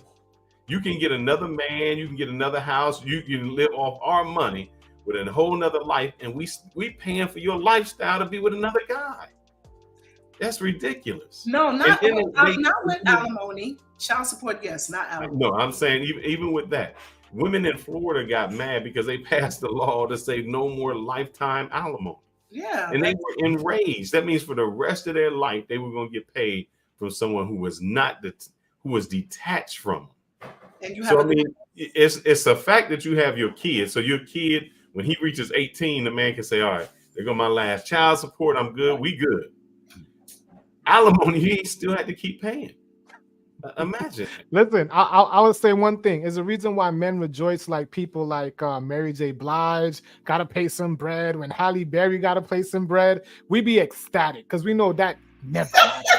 So when it does, we be throwing little parades. We be on, y'all too. You know what I mean? So yeah, you have to understand how rare that is. All right, so I'm gonna go around. We're gonna, we did a. Before you do that, Rennie, Trini, what I want to say is the reason we happy isn't because we want to see them suffer, but we really would hope that a woman looks and says that's unfair. Why does she have to pay him? And then we say exactly. Now, please, now you understand for us because men are supposed to be the providers. Oh wait! Let's not start. Wait, hold on. Stop, because I don't want. It's gonna start over again. Listen, thank you guys so much for the panel. Listen, I want to have you guys on again. Nicole, maybe we could come up with a topic together. I want everyone to say their final words. I'm gonna start with Fearless. I'm gonna work it on Nicole. Then I'm gonna go to you, Ronan, and I'm gonna wrap it up. We at 2 hours and 47 minutes. I appreciate you guys so much. So Fearless, let me hear your last words on the topic. Brother, this was a great show. I think we had some great topics, great discussion. I'm glad that we had some different perspectives from the Black Man Travels, Nicole and Roland, that came in and talked to us. So in conclusion, I think that if you want to have a satisfying, long, strong relationship, communication, respect, things like that, you can't live up to these statuses, and you should know the background and the culture and tradition that you're getting into, because that's going to be a long time. And one thing they say when you get married, forsake all others. If you get married, that man or that woman is now your family. No mom, no this, my friends, no. If we get to that point where we say, this is my family, and we understand that it's not about love, because love fades in, out, goes up, down, the emotions change. We say, no matter how we feel, we're still in this together. I think that marriages would last. Here. Yeah. I don't know if I could come behind that. I totally agree with what Fearless is saying. I'll be honest with you.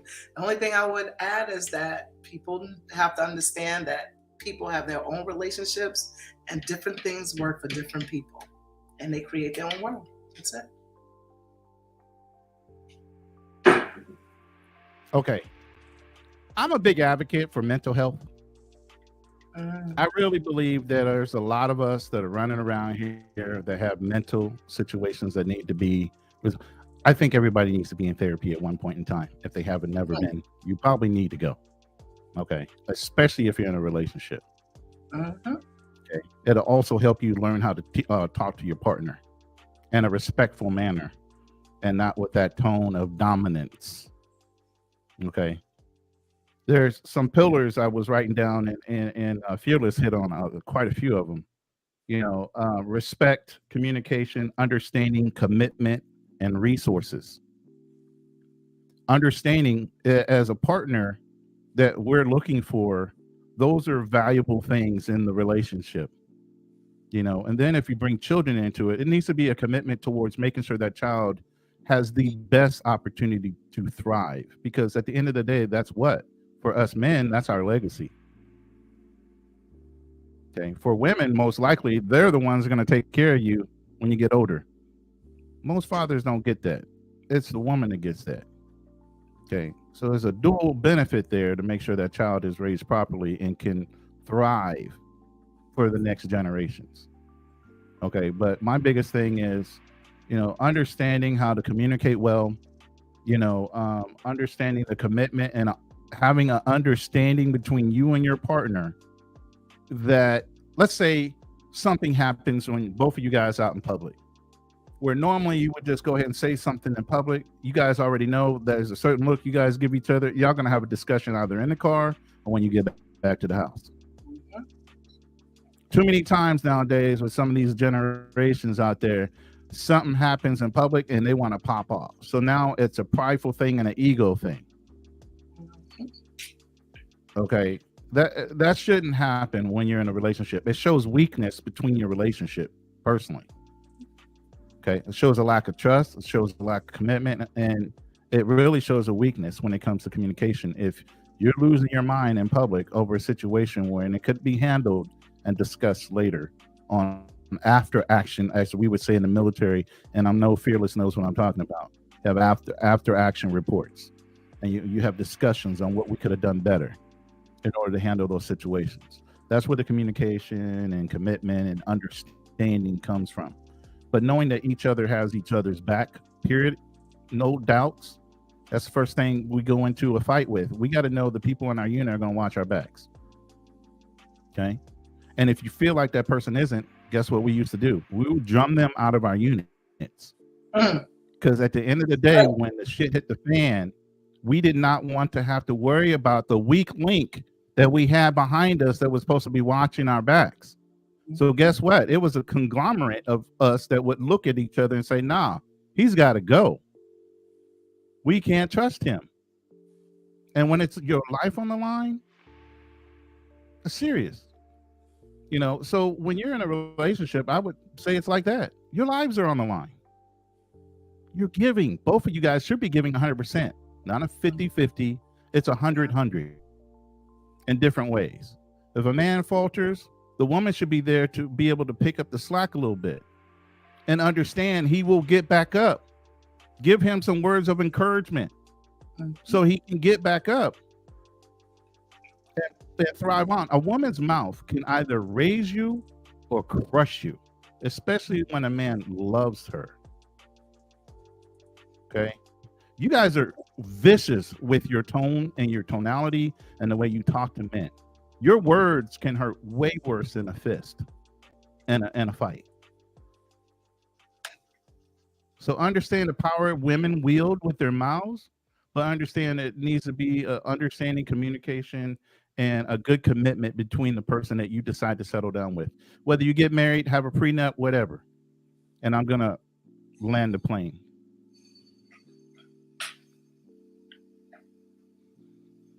Your mic is dead.